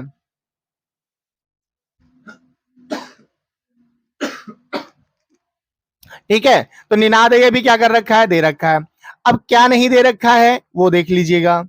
तो यहां पे हमारे को मधु माधवी नाम नहीं दे रखा है, एक तो एक नवीनाम नहीं दे रखा है, ठीक है, क्या नहीं दे रखा है, नवीनाम नहीं दे रखा है। इतना समझ में आ गया। अब हम देखते हैं, ये सनीरे पहले नंबर पे क्या है, सनीरे है, पहले नंबर पे क्या है, सनीरे है, तो हम पहले नंबर पे क्या भर देंगे, सनीरे। भाई हमने 3 बॉक्स बना दिए ना यहाँ पे, पहला, दूसरा, तीसरा। अब इसको लिख दो, पहले में सनीरे, दूसरे में अभी देखो ये 3 गोले लगाए हमारे पास, सनीरे यहाँ पर है, मधु माधवी नाम भी है और नवी नाम भी है, नवी नाम भी, ये तीनों यहाँ मिल गए हैं। तो पहले में क्या आएगा, सनीरे, दूसरे में क्या आ जाएगा, मधु माधवी नाम, ठीक है, मधु माधवी नाम। आगे व्यंजन वर्ण है तो इसको हम अनुस्वार में बदल देते हैं, मधु माधवी नाम। बात क्लियर हो गई होगी। आगे बच गया क्या, नवीनाम, तो यहाँ पे नवीनाम कर लेंगे। और सर बहुत सरल है ये तो, बिल्कुल ऐसे ही करना है आपको, है ना, इससे डरना तो बिल्कुल भी नहीं है। ये डराएगा आपको, ये बहुत डराएगा कि नहीं नहीं ऐसे नहीं होगा, ऐसा करना है। तो आपको क्या नहीं करना है, डरना बिल्कुल भी नहीं है, डरना बिल्कुल भी नहीं है। बहुत बढ़िया। वीडियो को लाइक तो कर दीजिएगा, आप नहीं करेंगे, बहुत बढ़िया। वीडियो को लाइक करें और चैनल को क्या करें, सब्सक्राइब जरूर करें। आगे देखिएगा, एक और गद्या आपका अन्वय है, इसको कौन करेगा, मैं नहीं करूंगा, कौन करेगा, आप करेंगे, कौन करेगा, आप करेंगे, ठीक है। तो करिए इसको, गुणा गुणज्ञेषु गुणा भवन्ति, ते निर्गुणं प्राप्य भवन्ति दोषाः। बोलो जरा, गुणा गुणज्ञेषु गुणा भवन्ति, ते निर्गुणं प्राप्य भवन्ति दोषाः। आस्वादुतोया प्रभवन्ति नद्यः, समुद्रमासाद्य भवन्त्यपेयाः, समुद्रमासाद्य भवन्त्यपेयाः। मैं इसको एक बार क्या कर देता हूं, हटा देता हूं, ठीक है, ये हटा दिया मैंने। चलिए अब आप बताइएगा, वैसे ही देखिएगा, गुणाः है, बोले सर गुणा है, गुणजनेषु, गुणजनेषु भी है, सद्गुणाः गुणाः भवन्ति, अब नहीं दे रखा है यहाँ पे, तो ये आगे और देख लो, क्या पता आगे दे रखा हो, परंतु, परंतु नहीं है ऊपर वाले में, ते। आपको ये देखना यहाँ पे कितने शब्द ऐड किए हुए हैं उनसे मतलब नहीं है आपको, यहाँ नीचे दिए हुए शब्द ऊपर है क्या, आपको ऊपर वाले में देखना है। जैसे भवंती, अभी तक हमको यहाँ पे क्या नहीं मिला है, भवंती नहीं मिला, इसको हमने गोला कर दिया। आगे देखिएगा, ते भी है, निर्गुणम एव गुणा, ये आपको अन्वय है ना, ये व्याख्या करके दे रहा है। निर्गुणम, निर्गुणम दे रखा है। जन्म, प्राप्य, प्राप्य भी दे रखा है। भवंती, भवंती भी दे रखा है। दोषा, दोषा भी दे रखा है। यानी ऊपर वाली लाइन देखो, यहाँ पे ऊपर वाली लाइन पूरी हो गई है, और ऊपर वाली लाइन में क्या शब्द छूट गया है हमारा, भवंती छूट गया है। अभी हमको भरना नहीं है, पहले पूरा प्रश्न देखना है, आगे देखेंगे। यथा, देखो आप कहोगे सर भवंती यहाँ पे है, अरे भवंती बाद वाला है यहाँ पे, पहले वाला भवंती नहीं है, ठीक है ना। यथा नदी नाम, नदियों का, नद्य है ना, जलम यावत प्रत्येषु नदीषु भवति तावत पर्यंतम तज्जलम, क्या, देखो नदीषु भवति है ना, यानी प्रवहन्ति नद्यः, यानी नदियों में बहता है, तज्जलम किम भवति, आस्वादुतोयाः, है ना, यानी कैसा, पीने योग्य होता है, सुस्वादु, ठीक है। परंतु तदेव, अभी हमको नहीं करना है, तदेव यदा समुद्रम प्राप्नोति, समुद्रम आसाद्य प्राप्नोति, तज्जलम पातुम योग्यम न भवति, भवन्ति अपेया। अपेया का मतलब क्या होता है, पातुम योग्य, है ना, अपेया का मतलब पातुम अयोग्य, पातुम अयोग्य, ठीक है ना। तो अब देखो यहाँ पे क्या क्या है, यहाँ पे जलम दे रखा है, सुस्वादु दे रखा है ना। तज्जलम कैसा होगा, सुस्वादु, ठीक है। पहले वाला तो आप भर दीजिएगा, भवंती, भवंती, तो पहले नंबर पे तो ये हो गया। दूसरे पे कैसा जल, नदियों में जब रहता है तो कैसा रहता है, सुस्वादु, पीने योग्य रहता है, ठीक है। और जैसे ही वो समुद्र में चला जाता है, कौन चला जाता है, जलम, जैसे ही वो जलम कहाँ चला जाता है, समुद्र में चला जाता है, वो कैसा हो जाता है, वो आपका अपेय हो जाता है, पीने योग्य नहीं रहता है, पीने योग्य नहीं रहता है। बात क्लियर हो रही है क्या, बहुत बढ़िया। तो इस प्रकार से आप क्या करेंगे, अव्यय वाला प्रश्न जो है वो आप हल करेंगे। कौन सा, अव्यय वाला जो प्रश्न है आप, सॉरी अव्यय नहीं, अन्वय वाला जो प्रश्न है वो आप इस प्रकार से क्या करेंगे, हल कर लेंगे। बहुत बढ़िया है, अच्छा आप कर रहे हैं और मैं समझ रहा हूं कि आपको ये बातें समझ में भी आ रही होंगी। परीक्षा की दृष्टि से बहुत महत्वपूर्ण बातें हैं ये, है ना? इनको आप अच्छे से समझ भी रहे होंगे। चलिए, अगला क्या है? कथांश यथाक्रमम लिखतु। कथा जो है, कहानी जो है, इसको यथाक्रम लिखना है। ये कहानी दी हुई है, आपके दूसरे पाठ से ली गई हुई है। मैं हमेशा एक बात कहता हूं कि जितने भी पाठ आपके सिलेबस में है, उन सभी का आपको क्या याद होना चाहिए? आपको सारांश याद होना चाहिए। क्या याद होना चाहिए? सारांश आपको याद होना चाहिए। जैसे तम निवारयंती सा प्रार्थयत तंडुलान मां भक्षय, उसको रोकती हुई वह प्रार्थना करती है कि चावलों को मत खाओ। ऐसे ही पुरा कस्मिंश्चित ग्रामे एका निर्धना वृद्धा स्त्री निवसत, पहले किसी गांव में एक वृद्ध निर्धन बुढ़िया स्त्री रहती थी, बुढ़िया महिला रहती थी, है ना? बुढ़िया रहती थी तो भी स्त्री का भाव आ जाता है उसमें।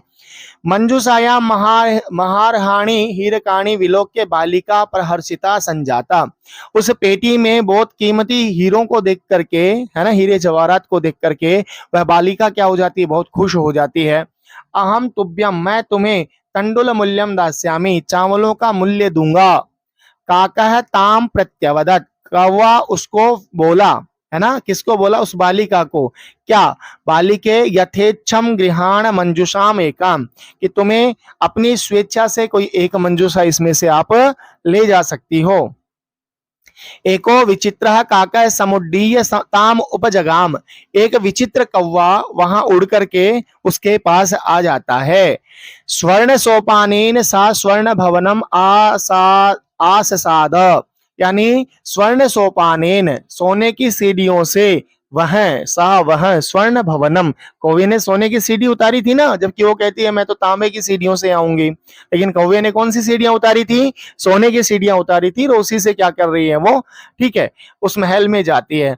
तदा स्वर्ण काकेन, तब सोने के कौवे ने स्थाल्याम भोजनम परिवेशतम, है ना, स्वर्ण स्थाल्यम, ऐसे उसने प्रश्न किया था कि कौन सी थाली में आप भोजन करोगी, तो वो कहती है मैं तो तांबे की थाली में ही भोजन करूंगी, लेकिन कौवे ने क्या किया? उसको सोने की थाली में भोजन परोसा। सोने की थाली में क्या किया? भोजन परोसा। तो अब आपको यहाँ पे क्या करना है? इसको क्रम से लिखना है, इसको क्रम से लिखना है। तो यहाँ पे क्रम क्या हो जाएगा? तो पहला सेंटेंस क्या हो जाएगा इसका? पहला सेंटेंस, सबसे पहला सेंटेंस क्या होगा? पुरा कस्मिंश्चित ग्रामे एका निर्धना निवसति, तो एक नंबर पे ये हो जाएगा। ठीक है, एक नंबर पे हो जाएगा। फिर यहां पर देखो, एका विचित्र काका समुड्डीय ताम उपजगाम, तो ये एक विचित्र कौवा आया उसके पास में, दूसरा ये हो जाएगा। तीसरा यहां पे क्या कह रहा है वो, आप देखिएगा, हाँ इसको एक बार आप पढ़ेंगे ना, देखो तीसरा ये रहा आपका, तम निवारयंती, उसको रोकती है। सोने का कौवा आके क्या कर रहा है? भोजन चावल खा रहा है, लेकिन उसको रोकते हुए वो क्या कह रही है कि तुम चावलों को मत खाओ, तुम चावलों को मत खाओ, मेरी माँ बहुत क्या है? निर्धन है, ऐसा वो कहती है। तो कौवा कहता है कि मैं चावल, मुझे चावल खाने दो, मैं तुम्हें इन चावलों का क्या दे दूंगा? मूल्य दे दूंगा। हम किसी से कोई वस्तु लेते हैं तो उसके बदले में उसको वस्तु दे देते हैं ना, तो जब इसने कहा ठीक है तुम मुझे मूल्य दे देना, चावल खा सकते हो, तो उसके बाद में अहम तुभ्यम मूल्यम ददामी, फिर वो कहता है कि तुम मेरे गांव के बाहर जो पेड़ है उसमें क्या करना, आ जाना, मैं वहां पे क्या कर दूंगा? तुम्हें मूल्य दे दूंगा। तो ये क्या करती है? वहां पे चली जाती है और वही सीढ़ियां पूछता है, तो वहां किस सीढ़ियों से गई महल में? तो 5 नंबर पे ये हो जाएगा, सोने की सीढ़ियों से उस महल में गई। ठीक है, फिर उसके बाद में सोने का कौवा क्या करता है? उसको भोजन परोसता है कि सुबह सुबह आई हो, प्रातराश का समय है, तो आप क्या करो? भोजन करके ही जाओ। तो 6 नंबर पे आपका ये हो गया है। काका प्रत्यावदत, है ना, कौवे ने कहा कि भाई इसमें से कोई एक पेटी ले लो, है ना, एक मंजूषा ले लो, जिसमें से तुम्हारे चावलों का मूल्य क्या हो जाएगा? तुम्हें मिल जाएगा। वह एक पेटी वहां से लेती है और फिर क्या होता है? वह जब घर आकर उसको खोलकर देखती है तो उसमें क्या थे? बहुत बहुमूल्य हीरे जवाहरात थे। तो ये इसका क्रम हो जाएगा, ये इसका क्या हो जाएगा? क्रम हो जाएगा। आप ऐसे 1 2 3 4 लिखने की बजाय आप क्या करें? इन सेंटेंस को इसी सीक्वेंस में लिखें, जैसे कहानी लिखी हुई है ना, अलग अलग लिखा हुआ है, इसको आप पहले नंबर पे ये वाक्य लिखें, दूसरे पे ये वाक्य लिखें, तीसरे पे ये वाक्य लिखें, ऐसे करके 8 वाक्य आप क्या करेंगे? अगर आप इस तरह का अभ्यास करते हैं तो मानकर चलिएगा आपके नंबर बहुत अच्छे आते हैं। नंबर बहुत अच्छे आते हैं। क्लियर है? उसी प्रकार आपका एक प्रश्न और है, व्याकरणात्मक प्रश्न है, पाठ से ही है, ठीक है, उसको भी क्या कर लेते हैं, देख लेते हैं। देखिए, इसको क्या कर लेते हैं, थोड़ा सा समझने का प्रयास कर लेते हैं। अधोलिखित वाक्येषु रेखांकित पदानां प्रसंगानुकूलम उचितार्थम चित्वा, प्रसंगानुकूलम उचित अर्थ यानी आपके शब्दार्थ की बात कर रहा है ये। जो चैप्टर के पीछे जो शब्दार्थ होते हैं ना, आपको सर और मैम कहते हैं कि भाई शब्दार्थ याद करना, शब्दार्थ आप अपनी कॉपी में लिखना, है ना, तो वो क्या होते हैं, ये शब्दार्थ होते हैं और उनका अर्थ यहाँ पर क्या करना है आपको, समान अर्थ, यानी वहां पे पाठ में इसका क्या अर्थ लिया गया है उसको आपको क्या करना है, इसमें लिखना है। अब यहाँ पे क्या कह रहा है, स्वनिंतिम ततिम प्रेक्ष मलिनाम अलीनाम, है ना, यानी प्रेक्ष, इक्ष, इक्ष यानी होता है देखना, प्र प्लस इक्ष, इक्ष का मतलब होता है देखना, ठीक है, देखना, और प्र उपसर्ग लगा हुआ इसका, इसीलिए संधि कार्य होकर क्या बन गया, प्रेक्ष रूप बन गया। ज्ञात्वा का मतलब होता है जानकर, नत्वा नमस्कार करके, क्षिप्तवा फेंक कर, दृष्टवा देखकर। तो प्रेक्ष और प्रेक्ष का मतलब भी होता है देखना और दृष्टवा का मतलब भी क्या होता है, देखना। तो इसका विकल्प क्या हो जाएगा, क्या इसका सही विकल्प हो जाएगा। ऐसे ही बालिके यथेच्छम गृहाण मंजुषाम एकाम, मंजुषाम, मंजुषा यानी पेटी, है ना, धनम धन, पुत्री पुत्री, जल वाहिनी, है ना, जल को वहन करने वाली, और पेटिका यानी बॉक्स। तो मंजूषा का मतलब भी बॉक्स होता है और पेटिका का मतलब भी क्या होता है, बॉक्स। तो हमको क्या लिखना है, इसका समानार्थक शब्द लिखना है, उसका पर्यायवाची लिखना है। तो मंजूषा का पेटिकाम। ऐसे ही वृत्तम यत्नेन संरक्षित, वित्तम, वित्तम का मतलब होता है पैसा धन, ठीक है, जीवनम का जीवन, धनम धन, मित्रम मित्र, चरित्रम चरित्र। तो यहाँ पे क्या होगा, वित्तम, वित्तम यानी धन, वृत्तम यत्नेन संरक्षेत, वित्तमेति च याति च, अक्षिणो वित्त दक्षिणो, वृतस्तस्तु हतो हतः, है ना, आपकी श्लोक है ना ये, शायद पहला ही श्लोक है। तो कहने का मतलब क्या हुआ, धनम इसका सही जवाब हो जाएगा। ऐसे ही ये शाम मरालई सह विप्रयोग, सुभाषितम से लिया गया है। मराल यानी हंस, मराल का मतलब क्या होता है, हंस, और काकई का मतलब कौवा, मयूरई का मतलब मोर, शुकई का मतलब तोता, हंसई, हंसई यानी हंस। तो यहाँ पे क्या हो जाएगा, इसका उचित विकल्प घ इसका सही जवाब हो जाएगा। तो एक तो आपको या तो आप इस तरह से करेंगे या फिर यहाँ पे आपको मिलान करने वाला प्रश्न विकल्प में दिया जाएगा, आप उसको भी क्या कर सकते हैं, लिख सकते हैं, ठीक है, उसको भी लिख सकते हैं। जैसे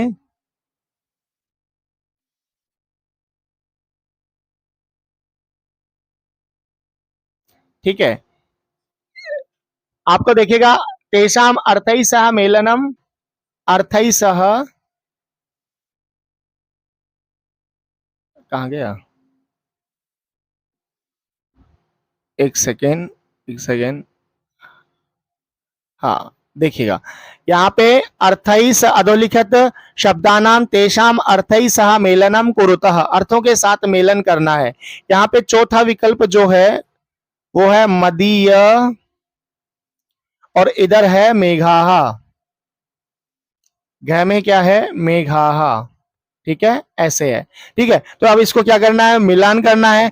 पक्षिणः यानी पक्षी, वारिवाहा यानी वारिवाहा जल को ले जाने वाले, बादल, मेघ, सताम यानी सज्जन, और मदीय यानी मेरा, ठीक है। तो अब देखो यहाँ पे इसको कैसे करना है, पक्षिणः, पक्षिणः यानी खगा, सज्जन का सज्जन, खगा पक्षी, मम यानी मेरा, मेघा यानी बादल। तो यहाँ पे हो गया वारिवाहा, वारिवाहा यानी मेघाहा। उसी प्रकार सताम, सताम यानी सज्जन, और कौन सा रह गया, मदीय, मदीय यानी मम, मदीय यानी मम। परीक्षा में कैसा करना है आपको, कैसे लिखना है, पहला, पहला हो गया आपका पक्षिणः, ऐसे क्रॉस कर करके नहीं आना, पक्षिणः, पक्षिणः का हो गया खगाह। परीक्षा में हल करना है कैसे, वैसे बता रहा हूं मैं आपको। दूसरा आपका हो गया वारिवाहा, वारिवाहा, और वारिवाहा का क्या हो गया है आपका तो आप यहां पे कहेंगे मेघाहा। ठीक है, तीसरा आपका हो गया है सताम, और सताम का हो गया सज्जनानाम, सज्जनानाम। क्लियर है। और चौथा आपका है मदीय, और मदीय का क्या हो जाएगा, मामा। परीक्षा में अगर आप ऐसे लिख करके आते हैं तो निश्चित रूप से मान करके चलिएगा आपका प्रश्न बहुत अच्छा होता है, पेपर बहुत अच्छा होता है, नंबर भी बहुत अच्छे आपको मिलते हैं, नंबर भी बहुत अच्छे मिलते हैं। समझ में आ रही है बात। तो ये व्याकरण के कुछ प्रश्न थे। अब हम रचनात्मक कार्य देख लेते हैं, पत्र इत्यादि का जो कार्य है वो हम एक बार देख लेते हैं, उसके बाद में हम गद्यांशों की ओर बात करेंगे। ठीक है, हाँ। चित्र वर्णन और पत्र का जो कार्य है, प्रश्न संख्या 2। ठीक है, या पहले एक बार आपका ये जो प्रश्न है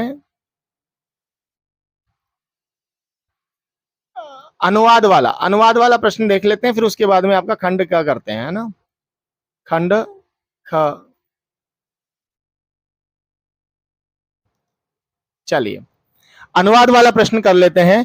अनुवाद में देखिएगा आपको कर्ता और क्रिया का ज्ञान बहुत जरूरी है। कर्ता और क्रिया वाला जो ज्ञान है वो बहुत ही आपका जरूरी है, आपको कर्ता और क्रिया के बारे में पता होना चाहिए। मैं फिर एक ही बात कहता हूं, हमेशा कहता हूं, मेरी क्लास में भी कहता हूं कि आपको शब्द रूप और धातु रूप आने चाहिए। शब्द रूप और धातु रूप आपको याद करने ही पड़ेंगे। अगर आप चाहते हैं कि बहुत अच्छा मेरा पेपर जाए तो उसके लिए शब्द रूप और धातु रूप की शरण में आपको क्या करना पड़ेगा, जाना ही पड़ेगा, जाना ही पड़ेगा। देखिएगा चौथा प्रश्न है हमारा, अधोलिखितानि वाक्यानि संस्कृत भाषायाम। ठीक है, संस्कृत भाषया अनुद्य लिखतः, संस्कृत भाषा में अनुवाद करके लिखें, अनुवाद करके लिखें।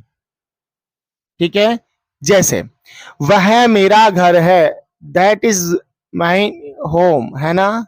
यहां पर देखिएगा सह, वह, है ना। अब घर क्या है, घर को कहते हैं गृहम, घर को क्या कहते हैं, गृहम। और आपको पता है सह यानी पुल्लिंग में, सा यानी स्त्रीलिंग में, और तत् यानी नपुंसकलिंग में। ये किसको कहते हैं, वह को कहते हैं। ठीक है, अब घर क्या है, पुल्लिंग है, स्त्रीलिंग है या नपुंसकलिंग है। तो आप यहाँ पे देखिएगा गृहम, गृहे, गृहाणी, फलम, फले, फलानी, घर कौन से लिंग का है। तो यहां पर आप देखेंगे तत् नपुंसक लिंग का है, तो यहां पे क्या हो जाएगा, तत् गृहम। ठीक है, तत् गृहम यानी वह घर किसका है, मेरा। मेरे को संस्कृत में कहते हैं मेरा, मेरी, मेरे, मामा। मेरा, मेरी, मेरे, मामा। ठीक है को कहते हैं अस्ति, स्ता, संति। वो गाना भी याद है ना आपको, तव मामा, तव मामा, तेरी, है ना, मेरी, इस तरह से। तो यहाँ पे मेरा, मेरी, मेरे को क्या कहते हैं, तव अस्मद शब्द का रूप है ये। तो मेरे को कहते हैं मामा। ठीक है, और अस्ति, अब इसको सीक्वेंस में लिख देते हैं, क्या होगा, तत गृहम, तत वह, मामा मेरा, गृहम यानी घर, अस्ति यानी है। तो ये वाक्य क्या बन गया, तत मम गृहम अस्ति, है ना। हाँ, ठीक है, तत मम गृहम अस्ति, ये वाक्य हो गया। ऐसे सीमा गाना गाती है, गाती है यानी गायती, वर्तमान काल का है। ता है, ती है, ते है दिखाई दे रहा है, तो लट लकार वर्तमान काल का है। मैं धातु रूप वाला एक मैंने वीडियो बना रखा है, बहुत विस्तार से बना रखा है, उसको क्या कर सकते हैं आप, 20-25 मिनट का है, आप उसको आराम से देखिएगा, ये सारी चीजें क्लियर हो जाएंगी आपको। ठीक है ना। गायती, गायती यानी गाता, गाती है कौन, सीमा, सीमा, यहाँ पे सीमा गायती, गायति, सीमा गाती, सीमा गायति, किम गायति, तो सीमा गीतम गायति। और कर्म में कौन सी विभक्ति होती है आपके, द्वितीय होती है, तो क्या हो जाएगा यहाँ पे, सीमा गीतम गायति, गीतम गायति। मैंने पुस्तक पढ़ी, पढ़ी यानी पढ़ चुका हूं, पढ़ चुका हूं यानी भूतकाल की बात कर रहा हूं।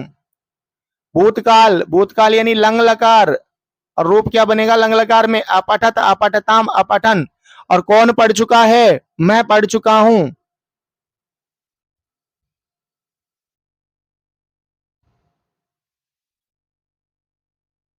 ठीक है, मैं पढ़ चुका हूं। ठीक है, तो यहां पे क्या हो गया, मैंने यानी अहम, खुद के बारे में बात कर रहा है। अहम क्या, पुस्तकम, पुस्तक कर्म है यहाँ पे, पुस्तकम। ठीक है, और अब यहाँ पे क्या है, भूतकाल का वाक्य है। ये अनुस्वार यहाँ पे उल्टा लगा दिया मैंने, है ना। देखो यहाँ पे अहम, अहम के आगे व्यंजन वर्ण है तो ये तो अनुस्वार हो जाएगा। पुस्तकम और आगे पढ़ी, यानी अपठत, अपठ। लेकिन ये अहम कहाँ का है, उत्तम पुरुष का है। कहाँ का है, उत्तम पुरुष का है, इसीलिए क्रिया भी कहाँ की होगी, उत्तम पुरुष की। और रूप क्या बनेगा, अपठत, अपठताम, अपठन, अपठः, अपठतम, अपठत, अपठम। अभी ऊपर एक सारणी बनवाई थी ना आपसे, उसी तरह से। तो अहम पुस्तकम अपठम, है ना, अहम पुस्तकम अपठम। और अगर वाच्य परिवर्तन करके अगर इसको लिखना चाहते हैं तो उसको ऐसे लिख सकते हैं, मया पुस्तकम, है ना। नहीं, आप केवल अभी क्योंकि आपके सिलेबस में वाच्य नहीं है तो आप इसको उसमें मत लिखिए, आप सामान्य कर्तरी में ही क्या करके चलें, इसका उत्तर दीजिएगा। ठीक है, तो अहम पुस्तकम अपठम ये हो जाएगा। बीना कल घर जाएगी, जाएगी भविष्य काल, अद्य स्व परस्व के बारे में बात कर रहे थे, अभी करके आया था ना अव्यय, आपका अव्यय वाले टॉपिक में। ठीक है, तो अद्य स्व परस्व, परस्व मतलब कल जाएगी, कौन से कल, आने वाले कल या बीते हुए कल, आने वाले कल जाएगी यानी भविष्य काल की। तो इस कल के लिए क्या हो जाएगा, श्वः। ठीक है, जाएगी गमिष्यति। ठीक है, तो कौन जाएगी, बीना। बीना कहाँ का है, लता की तरह इसका रूप चलेगा। बीना कल के लिए श्वः, कहाँ पे, घर, घर आपका कर्म हो गया गृहम, और जाएगी गमिष्यति। सर गमिष्यति क्यों आया, क्योंकि बीना प्रथम पुरुष एक वचन का है रूप है, इसीलिए यहां पर भी क्या होगा, गमिष्यति होगी, होगा। संस्कृत सभी भाषाओं की जननी है, संस्कृतम, संस्कृतम सभी भाषाओं की, सर्वासाम संबंध स्थापित हो रहा है ना, भाषाणाम, सर्वासाम भाषाणाम क्या है, माता जननी अस्ति, जननी अस्ति। अब यहाँ पे जरूरी नहीं आप जननी लिखें, अंबा भी लिख सकते हैं, माता भी लिख सकते हैं। ठीक है ना, ऑप्शन आपके पास है, माता अस्ति, अंबा अस्ति, जननी अस्ति। इस तरह से क्या कर सकते हैं हम, अनुवाद वाला जो टॉपिक है हमारा उसको जान सकते हैं, उसको समझ सकते हैं। क्लियर हुआ। चलिए अब थोड़ा सा पत्र और इनके बारे में देख लेते हैं। आपका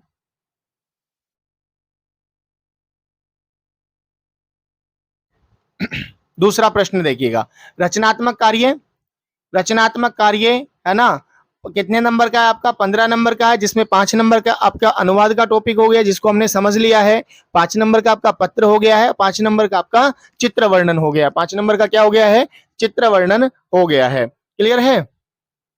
तो देखिएगा, अधोलिखितम पत्रम मंजुषा पद सहायतया पूरयित्वा पुनः लिखता, यानी आपको पहले फॉर्मेट दिया जाता था लेकिन अब फॉर्मेट नहीं दिया जाता है, अब आपको खुद से लिखना है।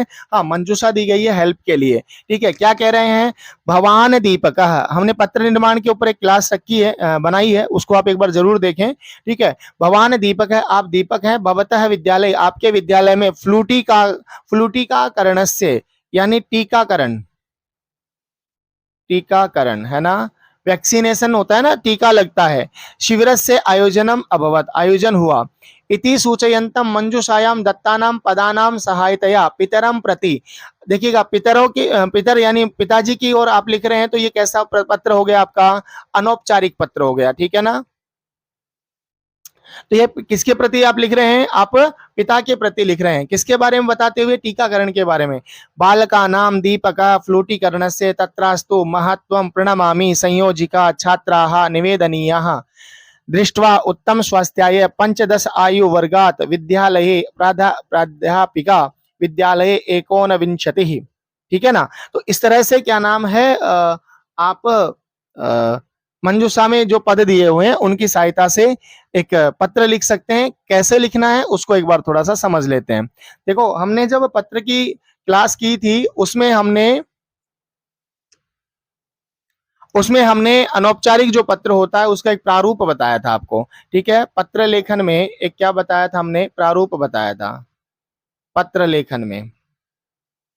और पत्र लेखन में प्रारूप क्या था, सबसे पहले शीर्षक लिखेंगे, इधर आप पत्र भेजने वाले का स्थान और दिनांक लिखेंगे, यहाँ पे संबोधन हो जाएगा, अभिवादन और आशीर्वाद, शुभकामनाएं, पत्र का उत्तर क्या होगा, समापन की टिप्पणी क्या रहने वाली है, पत्र लिखने वाले का संबंध और नाम, ठीक है ना। ये इसका क्या है, एक फॉर्मेट है, ये क्या है, फॉर्मेट है, ठीक है। तो यहाँ पर क्या कहा था हमको कि आप कौन है, आप दीपक हैं, आप कौन है, आप दीपक हैं। ये नहीं बताया कि कहाँ के रहने वाले हैं, कहाँ के रहने वाले हैं और आपका विद्यालय कहाँ है, ये क्या नाम है आपको नहीं बताया यहाँ पे, और कहाँ पत्र भेजना है। तो आप अपने मन से क्या कर सकते हैं, लिख सकते हैं। आइए देखते हैं इसको। अब शीर्षक में क्या लिखे हम, तो शीर्षक में वहां पे मैंने दे रखे हैं बहुत सारे शब्द, जैसे मैं शीर्षक में क्या लिखता हूं, यहाँ पे श्री इत्यादि लिखता हूं, तो मैंने शीर्षक में क्या लिखा, श्री लिख दिया। पत्र भेजने वाले का स्थान और दिनांक, तो कहाँ पे, गौतम नगर दिल्ली से भेज रहा है, दिनांक क्या है, 30/7/2025 को ये पत्र भेज रहा है। संबोधन, संबोधन किसके प्रति दे रहा है, पिताजी के प्रति, तो प्रिय पितरऊ, तो माता और पिता दोनों को संबोधन कर सकता है, पितरऊ यानी माता पिता दोनों के लिए संबोधन यहाँ पे किया गया है। अभिवादन और आशीर्वाद, अगर आप छोटे हैं तो आप अभिवादन करेंगे, बड़े हैं तो आशीर्वाद देंगे। तो ये तो छोटा है तो क्या करेगा, प्रणमामि, अभिवादन कर रहा है, और शुभकामना इत्यादि भी दे सकते हैं, ठीक है। तो यहाँ पे क्या हो गया, प्रणमामि सादरम नमस्ते, सादरम नमस्ते। अब यहाँ पे जब पत्र जब लिख रहे हैं तो इसमें शुभकामनाएं देते हुए कि भाई मैं यहाँ ठीक हूँ, अत्र कुशलम तत्रास्तु, यहाँ सब ठीक है, वहां पे सब कैसे हैं, ऐसी, ठीक है ना, विषय। तो ये आपकी शुभकामना हो गई है कि मैं ठीक हूं, यहाँ सब ठीक है, वहां भी सब क्या होंगे, ठीक ही होंगे, ऐसा यहाँ पे विचार हो गया है। अब आगे देखिएगा क्या कह रहे हैं, इस पत्र को हम पूरा कर लेते हैं, ठीक है। अब भवतः ज्ञापनार्थम निवेदयामि, यानी मैं आपको बताने के लिए निवेदन कर रहा हूं, क्या निवेदन कर रहा हूं, क्या निवेदन कर रहा हूं, यत मम विद्यालय, देखो ये मैंने इस तरह से लिखा है, आप अपने हिसाब से भी लिख सकते हैं, कोई दिक्कत नहीं है। मैंने कोशिश की है कि सरल भाषा में इसको लिखने का प्रयास करें कि ऐसा पत्र आ जाए तो हम किस प्रकार से उसको करें। कम शब्द भी लिख सकते हैं, यहाँ पे शब्दों की संख्या ज्यादा इसलिए दी गई है कि आपको 2-5 लाइन तो इसमें से याद रहेंगी, ठीक है ना। तो उस हिसाब से, तो मम विद्यालय गत सप्ताह, पिछले सप्ताह में फ्लूटिका कर्णस्य शिविरस्य आयोजनम अभवत, भाई आयोजन हुआ तभी तो टीका लगा, तो आयोजन हुआ। अस्मिन् शिविरे, अस्मिन् शिविरे बालकानां स्वास्थ्य रक्षणार्थम विशेषः कार्यक्रमः आयोजितः, यानी बालकों का स्वास्थ्य की रक्षा हो, बालक सभी स्वस्थ रहें, उसके लिए एक विशेष कार्यक्रम का क्या किया, आयोजन किया। अस्माकं प्राध्यापिका, हमारी जो प्राध्यापिका है, संयोजिका च अस्मान, हमारी जो टीचर्स हैं और जो इस कार्यक्रम की जो संयोजिका थी वो अस्मान यथावत मार्गदर्शनम दत्तवत्यः, यानी उन्होंने यथावत जैसा उन उचित था वैसा हमारा मार्गदर्शन उन्होंने किया। इस कार्यक्रम में पंचदश आयु वर्गात, वहां दिया हुआ है ना मंजूषा में, पंचदश आयु वर्गात यानी 15 वर्ष की आयु से एकोनविंशति पर्यंतम, यानी 19 वर्ष की आयु तक के छात्राः सन्तः सम्मिलिताः आसन, यानी इसमें वो छात्र क्या हुए हैं, सम्मिलित हुए हैं, 15 से लेके 19 वर्ष की जो आयु वाले बच्चे हैं, है ना, वो बच्चे क्या हुए हैं, सम्मिलित हुए हैं। सर्वे छात्राः चिकित्सकानां कृपया, सभी छात्र चिकित्सकों की कृपा से उत्तम स्वास्थ्याय लाभम प्राप्तवन्तः, उत्तम स्वास्थ्य के लिए लाभ प्राप्त किया, यानी टीकाकरण का कार्य सफलतापूर्वक संपन्न हुआ।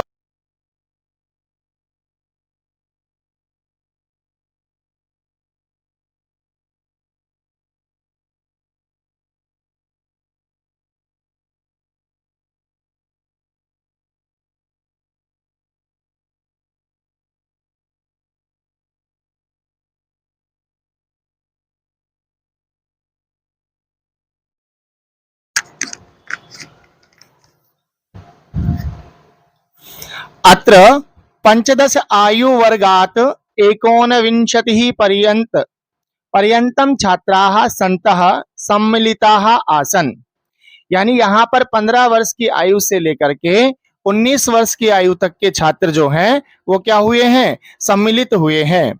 सर्वे छात्राः चिकित्सकानां कृपया उत्तम स्वास्थ्याय लाभम प्राप्तवन्तः, सभी छात्रों ने चिकित्सक जो हैं उनकी कृपा से उत्तम स्वास्थ्य के लाभ प्राप्त किया।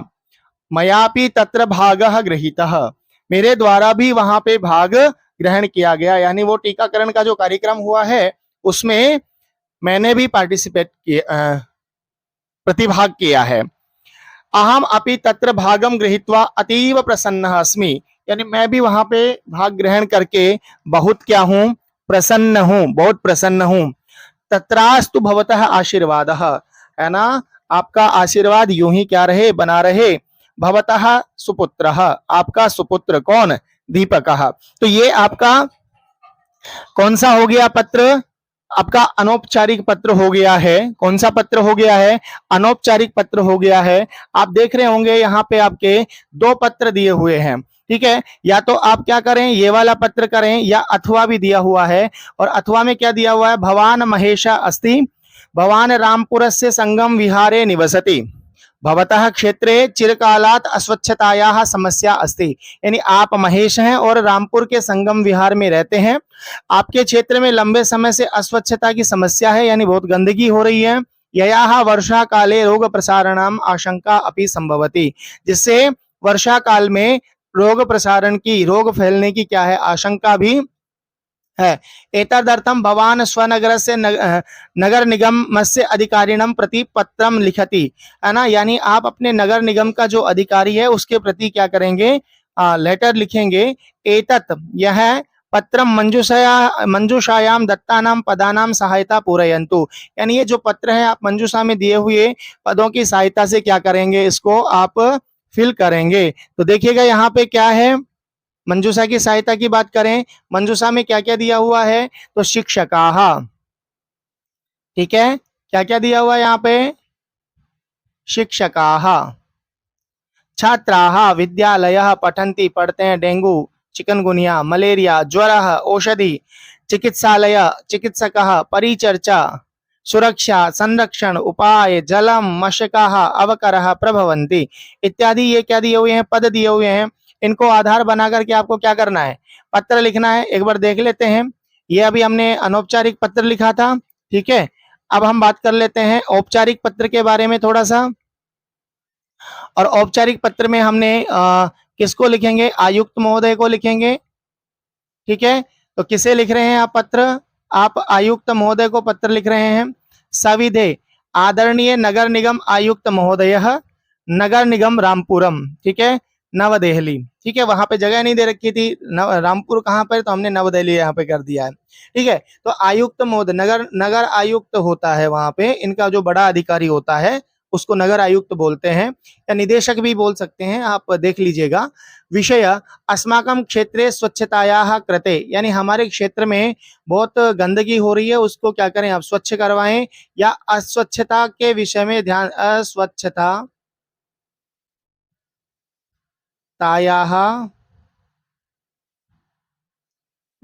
अस्वच्छतायाः या अस्वच्छतां प्रति ध्यानाकर्षणम्, ठीक है, या अस्वच्छतायाः विषये ध्यानाकर्षणम्, ठीक है। और भी हो सकता है अस्वच्छतां प्रति ध्यानाकर्षणम है, या अस्वच्छतायाः शिकायत हेतु, इस तरह से करके हम क्या कर सकते हैं, या अस्माकं क्षेत्रे स्वच्छतायाः करते, हमारे क्षेत्र में स्वच्छता हो उसके लिए। अहम महेश, मैं महेश रामपुरस्य संगम विहारे निवसामि, रामपुर के संगम विहार में निवास करता हूँ। अस्माकं क्षेत्रे चिरकालात् अस्वच्छतायाः समस्या अस्ति, हमारे क्षेत्र में, हमारे एरिया में लंबे समय से क्या थी, अस्वच्छता की समस्या, बहुत गंदगी हो रही है। मार्गेषु, रास्तों में भी, अवकरः सर्वत्र दृश्यते, रास्ते में भी क्या है, मार्ग में भी जो कचरा है वो सभी जगह क्या करता है, दिखाई दे रहा है। तस्मात् वर्षा काले, उससे वर्षा काल में दूषितम जलम स्थगनम भवति, जिससे वर्षा के समय में जो दूषित जल है, गंदा पानी है, वो एक जगह रुक जाता है। वहां पर यस्मात् मशकाः प्रभवन्ति, जिससे मच्छर उत्पन्न हो जाते हैं। एतेभ्य मशकैः, इन मच्छरों से डेंगू, चिकनगुनिया, मलेरिया, ज्वरः च प्रसारिता भवन्ति, यानी इससे चिकनगुनिया, मलेरिया, ज्वर आदि क्या होते हैं, प्रसारित होते हैं। तस्मात् अस्मिन् क्षेत्रे जनानां स्वास्थ्ये महान संकट उद्भवति, यानी उससे इस क्षेत्र में महान संकट उत्पन्न हो रहा है। अस्माकं विद्यालयस्य छात्राः शिक्षकाः च एतेषु रोगेषु पतन्ति, यानी हमारे विद्यालय के भी छात्र और शिक्षक जो हैं वो इन रोगों में क्या हो रहे हैं, गिर रहे हैं, या इन रोगों से क्या हो रहे हैं, ग्रसित हो रहे हैं। एवमेव रोग प्रसारस्य निवारणाय सुरक्षायाय संरक्षणस्य च उपायाः करणीयाः। इसलिए आपके द्वारा क्या करना चाहिए, रोग प्रसार ना हो, रोग ना बढ़े, उसके निवारण के लिए, सुरक्षा के लिए, संरक्षण के लिए क्या करने चाहिए, उपाय करने चाहिए। अतः अस्माकं क्षेत्रे स्वच्छतायाः यथोचितं कार्यं भवेत्, इसलिए हमारे क्षेत्र में स्वच्छता का यथोचित, जैसा उचित है वैसा कार्य होना चाहिए। इति विनयम निवेदयामि, ऐसा मैं क्या कर रहा हूं, निवेदन कर रहा हूं। मेरी अपेक्षा क्या है आपसे, शीघ्रम स्वच्छता व्यवस्था कृपया क्रियताम, यानी हमारी अपेक्षा यही है कि आप यथाशीघ्र यहाँ पे जो सफाई अभियान है वो प्रारंभ किया जाए और यहाँ पे चारों तरफ स्वच्छता का वातावरण क्या किया जाए, निर्मित किया जाए। सधन्यवादः, धन्यवाद के साथ में भवदीय महेश, आपका महेश कहाँ से, संगम विहार रामपुर से। कहाँ से, संगम विहार रामपुर से। तो ये क्या हो गया आपका, स्वच्छता के ये औपचारिक पत्र हो गया है ना। किसी अधिकारी को अगर पत्र लिखते हैं तो वो कौन सा पत्र होता है, औपचारिक पत्र होता है। ठीक है, तो यहाँ पे हमने दोनों पत्रों के बारे में क्या कर लिया है, पढ़ लिया है। अब उसके बाद में अगर हम बात करते हैं, अगला है प्रदत्तम चित्रम दृष्ट्वा मंजूषयाम प्रदत्तानाम सहायतानाम पंचवाक्यानि लिखत, यानी हमको 5 वाक्य लिखने हैं। किसकी सहायता से, मंजूषा की सहायता से। ये चित्र दिया हुआ है, इस चित्र को देख करके, और नीचे क्या दी हुई है, मंजूषा भी दी गई है। इस चित्र को देख करके कितने वाक्य लिखने हैं, 5 वाक्य लिखने हैं। ये रहने दो, रेडी रहने दो, है ना। ये चित्र है आपका, और एक बार देखिएगा, पश्यति भवनम उत्पतन्ति सरोवरे उद्यानं वृक्षाः नभसि मत्स्याः सन्ति पुरतः जनः दूरवाणीं सुखदा निर्मला वायु रम्यम दृश्यम विहगा जनः गृहम संलग्नः मार्ग, है ना, इत्यादि। यह है, ये आपकी एक मंजूषा है, और इस मंजूषा के आधार पर हम दो तरीके से, एक तो इस मंजूषा के आधार पर हम क्या बनाएंगे, वाक्य बनाएंगे। एक हम एक फॉर्मेट बनाएंगे जिसमें आप कुछ भी हो बस वैसे ही लिख देना, अस्मिन चित्रे इदम चित्रम, है ना, ऐसा करके आप कर सकते हैं। ठीक है, चलिए देखते हैं एक बार। ये अभी हमने स्वच्छता के विषय में किया था, चित्र वर्णन के बारे में थोड़ा सा देख लेते हैं। देखिए, चित्र वर्णन के बारे में देखते हैं थोड़ा सा। चित्र वर्णन के बारे में सामान्य वाक्य क्या हो सकते हैं, इस चित्र को देख करके हम अनुमान लगाते हैं। देखिए, इस चित्र को देख करके हम अनुमान लगाते हैं। चित्र वर्णन में करना क्या है, सरल सरल वाक्य लिखने, सरल सरल वाक्य लिखने। जैसे यहाँ पे घर है, ठीक है, यहाँ पर घर है, घर है, यहाँ पे आसंद है, व्यक्ति बैठा हुआ है, सरोवर है, मछलियां इसमें है, पेड़ है, पक्षी उड़ रहे हैं, आकाश है, बहुत सारे पेड़ हैं यहाँ पे। तो ये इतनी सारी चीजें हैं। तो क्या हो गया, जैसे व्यक्ति है, अब ये घर को भी देख सकता है, जनः गृहम पश्यति, ऐसा भी वाक्य बना सकते हैं। या गृहम की जगह हम क्या कर सकते हैं, जनः मोबाइल चला रहा है तो जनः दूरवाणीम पश्यति, एक वाक्य हो गया। उद्यानम रम्यम अस्ति, ये जो बगीचा है ये बहुत ही सुंदर है। नभसि विहगाः उत्पतन्ति, ये देखो आकाश में कौन, पक्षी क्या कर रहे हैं, उत्पतन्ति, घूम रहे हैं। सरोवरे उत्पतन्ति, यानी यहाँ पे हम विहरति भी कर सकते हैं ना, विहरन्ति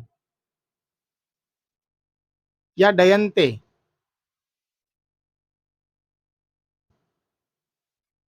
ठीक है, उत्पतन्ति यानी मछलियां क्या कर रही हैं, है ना, हाँ, उत्पतन्ति। सरोवरे मत्स्याः सन्ति, सरोवर में मछलियां हैं, देखो बहुत सारी मछलियां हैं। भवनस्य पुरतः मार्गः अस्ति, ये जो मकान है इसके सामने ये देखो ये रास्ता है। तो एक तो तरीका ये हो गया, आप सामान्य सामान्य 5-5 वाक्य लिख सकते हैं। एक आप क्या कर सकते हैं, इदम चित्रम, इदम चित्रम, ठीक है, इदम चित्र किसका है, बगीचे का है, तो उद्यानस्य अस्ति, उद्यानस्य अस्ति। आपको यहाँ रिक्त स्थान में ये भरना है, जो भी जिसका भी चित्र है उसके साथ षष्ठी का प्रयोग करना है। दूसरा यहाँ पे हो जाएगा आपका अस्मिन चित्रे अस्मिन चित्रे रिक्त स्थान अस्ति, क्या है तो गृहम अस्ति, तो अस्मिन चित्रे गृहम अस्ति। ठीक है, ऐसे ही अस्मिन चित्रे संति,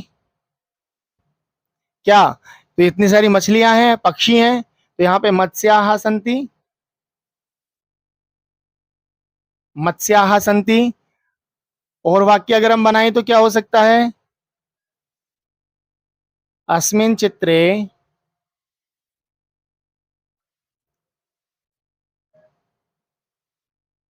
अस्ति, यानी राजमार्ग अस्ति, है ना, तो मार्गः अस्ति, अस्मिन चित्रे मार्गः अस्ति। ठीक है, और वाक्य बनाएं तो अस्मिन चित्रे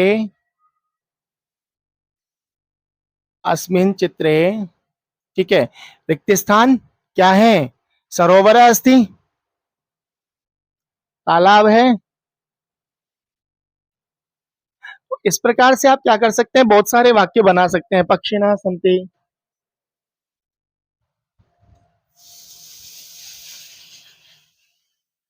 पक्षिणः सन्ति इत्यादि यहाँ पर क्या कर सकते हैं, वाक्य बना सकते हैं। ठीक है ना। तो इस अस्मिन चित्रे युवकः अस्ति या जनः अस्ति, वृक्षाः सन्ति, एवं एवं प्रकार पुष्पाणि सन्ति, पश्यन्तु अत्र पुष्पाणि सन्ति। तो आप बहुत सारे क्या कर सकते हैं, इसमें वाक्य बना सकते हैं। तो चित्र वर्णन का अगर प्रश्न आता है तो आप ये फॉर्मेट भी क्या कर सकते हैं, यूज कर सकते हैं, और उस प्रकार से आप क्या कर सकते हैं, प्रश्नों के उत्तर दे सकते हैं। या फिर एक ऑप्शन हो रहा है आपका अथवा में। अथवा में क्या ऑप्शन है, अथवा में दे रखा है कि यहाँ पे देखिए, अथवा में मंजुषा प्रदत्त शब्दानां साहाय्येन निम्नलिखितं विषयम् आधारीकृत्य न्यूनाति न्यूनम पंचभिः संस्कृत वाक्यैः एकम अनुच्छेद लेखनम। एक अनुच्छेद लिखना है। काकः कृष्णवर्णः, अन्नम मांसम च शिशो हस्तात् रोटिका आच्छिद्य कपोतः वसंत समये नीडे कोकिलः शावकान् उड्डीयते इत्यादि। आपके ये क्या है, मयूरः पिबति आनयति रवः। तो ये वही छोटे छोटे वाक्य क्या कर सकते हैं, आप इसमें से बना सकते हैं। कैसे बनाने हैं उसको थोड़ा सा एक बार देख लेते हैं। चलिए, तो ये चित्र किसका है, आपका पक्षी सभा का है ना, क्योंकि इसमें बहुत सारे पक्षियों के बारे में बात की गई है। तो पक्षी सभा का है। तो पक्षी सभम किम किम, काकः कृष्णवर्णः अस्ति, बिल्कुल सरल वाक्य है।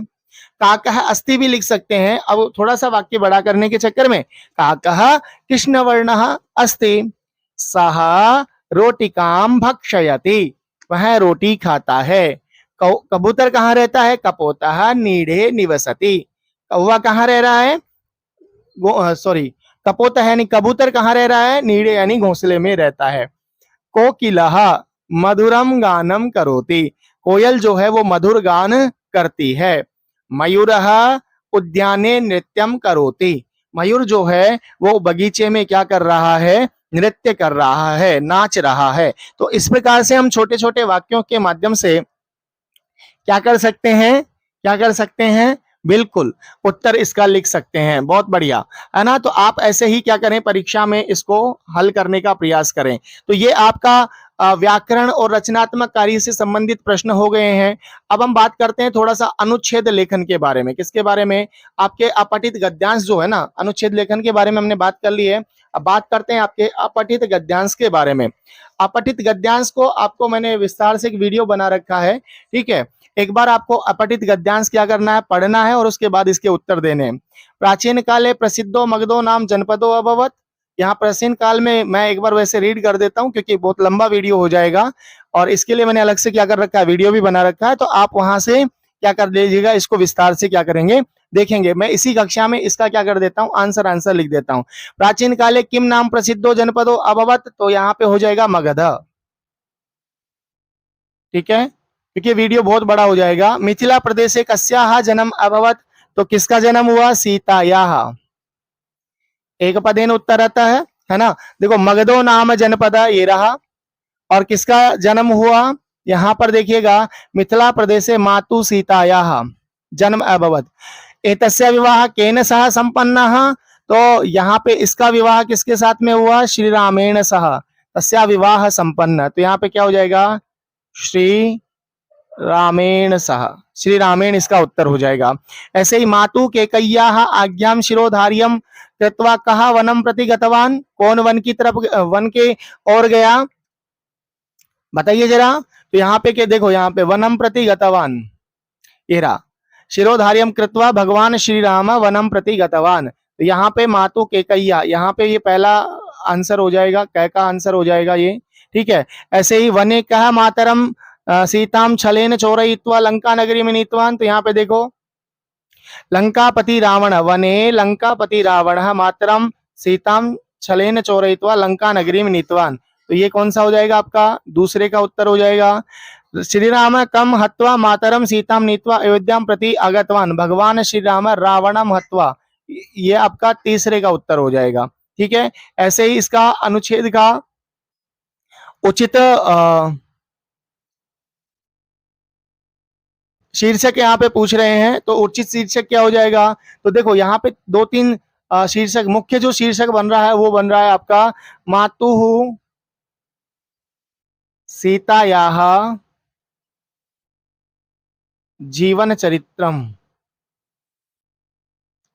सर यहाँ पे भगवान श्री राम का भी तो है, बिल्कुल हो सकता है, राम से संबंधित भी हो सकता है ना, और श्री राम से जीवन चरित्रम भी हो सकता है, लेकिन यहाँ पे जन्म से लेकर के और स्थान के बारे में, माता सीता के बारे में विशेष फोकस रखा गया है, इसीलिए इसका उचित जो होगा माता सीता भी कर सकते हो इसमें, ठीक है। सामान्य रूप से अगर नहीं आ रहा है तो माता सीता भी कर सकते हैं, मातु सीता या जीवन चरित्रम अपि कर्तुम शक्यते, ठीक है।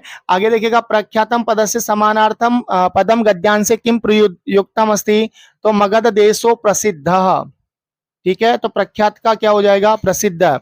नीतवान क्रियायाः कर्तृपदम गद्यांशा चित्वा लिखता, नीतवान, नीतवान देखिएगा यहाँ पे नीतवान है, ये नीतवान में रावण हो गया यहाँ पे, तो क्या हो जाएगा यहाँ पे रावणः, रावणः।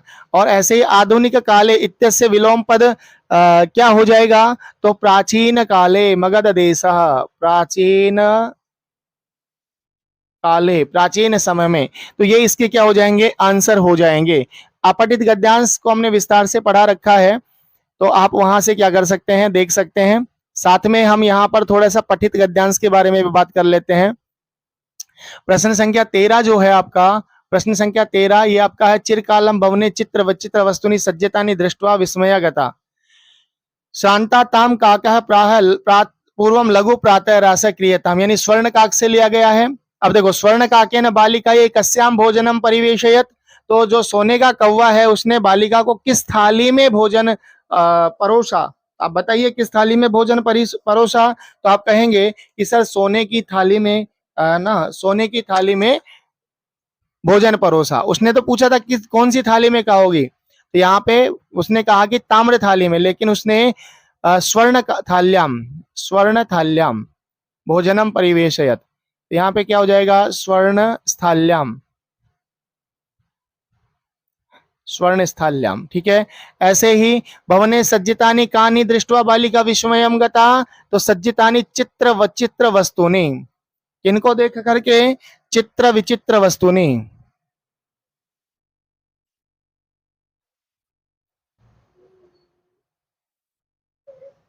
चित्र विचित्र वस्तुनि। ऐसे ताम्र स्थाल्याम एव अहम भोजनम करिष्यामि इति कहा व्यजहारः, किसने कहा, बालिका व्यजहारः, बालिका यानी बालिका ने कहा, ऐसा किसने कहा, बालिका ने कहा। अब इसका देखिएगा पूर्ण वाक्य न उत्तर रहता है, थोड़ा सा देख लेते हैं। कन्या आश्चर्यचकिता, कन्या कदा आश्चर्यचकिता संजाता, कन्या कब आश्चर्यचकित हुई, जब उसे कौन सी थाली में भोजन मिला, सोने की थाली में भोजन मिला, ठीक है, सोने की थाली में भोजन मिला। देखो यहां पर दिया हुआ है,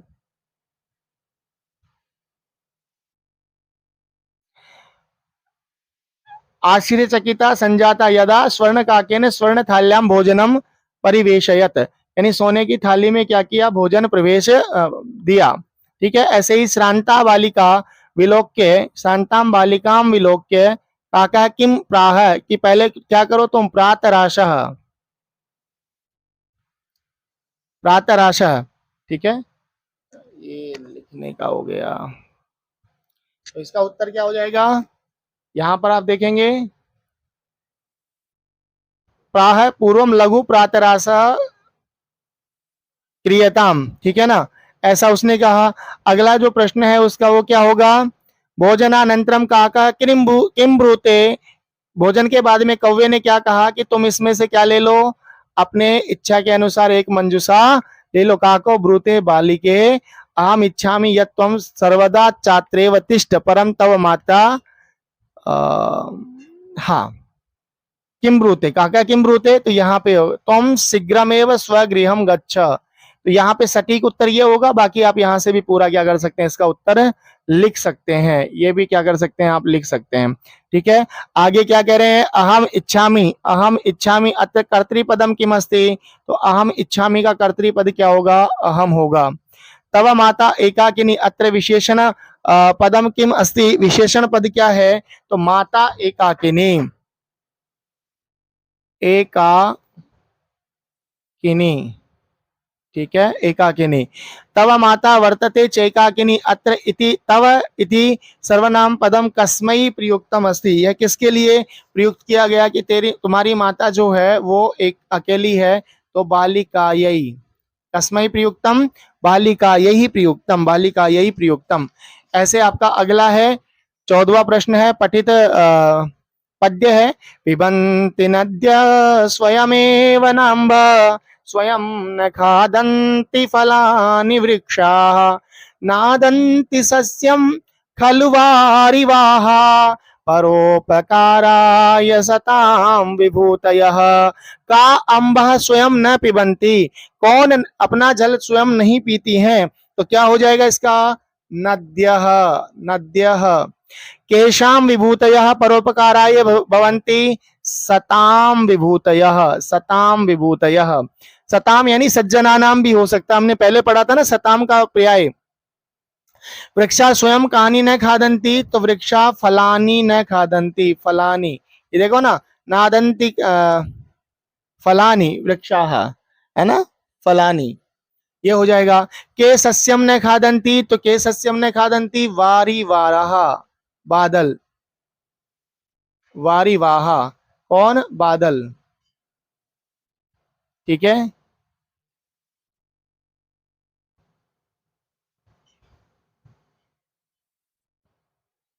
देखिएगा, वारी वाह, नद्य किम न कुर्वन्ति, नद्यः किम न कुर्वन्ति, बताओ ये, तो स्वयं, स्वयमेव अम्भ, स्वयमेव अम्भ न पिबन्ति, स्वयमेव अम्भः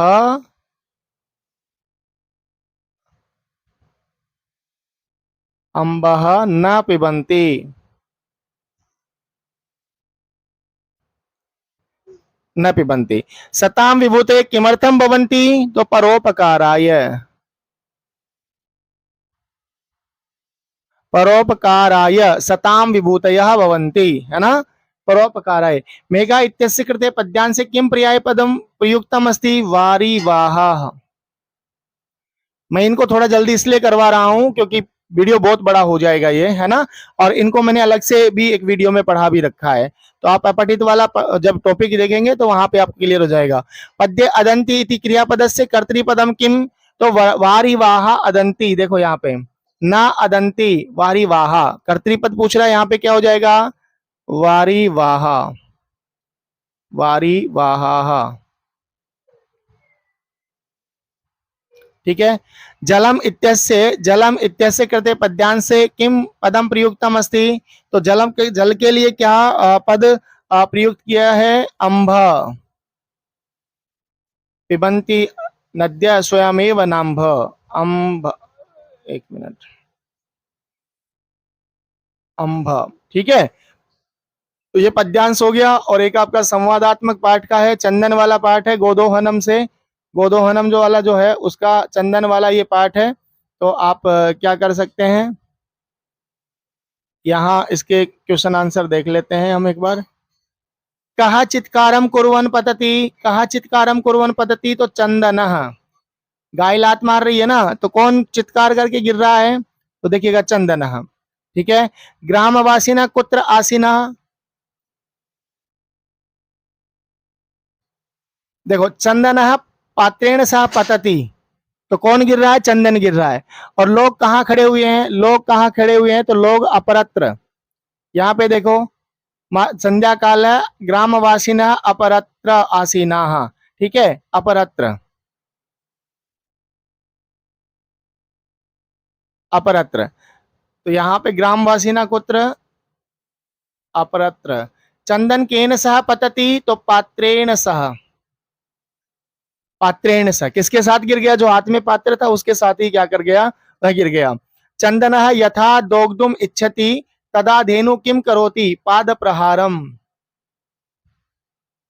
ठीक है, तदा धेनु किम करोति, किम करो, किम की जगह पाद प्रहारम आ जाएगा, पाद प्रहारम करोति। चंदन से चित्कारम श्रुत्वा मल्लिका किम कथयति, किम अभवत नाथ। ये देखो, धेनु पृष्ठ पादेन प्रहरति, है ना, पाद प्रहार कर रही है, दूसरे पहले का हो गया।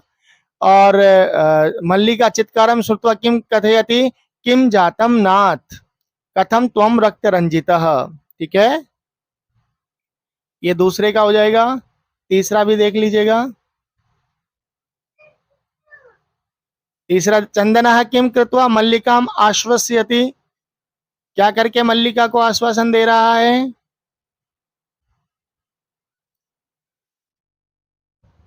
देखिए, बस बताओ, दुग्धम देहि किम जाते थे,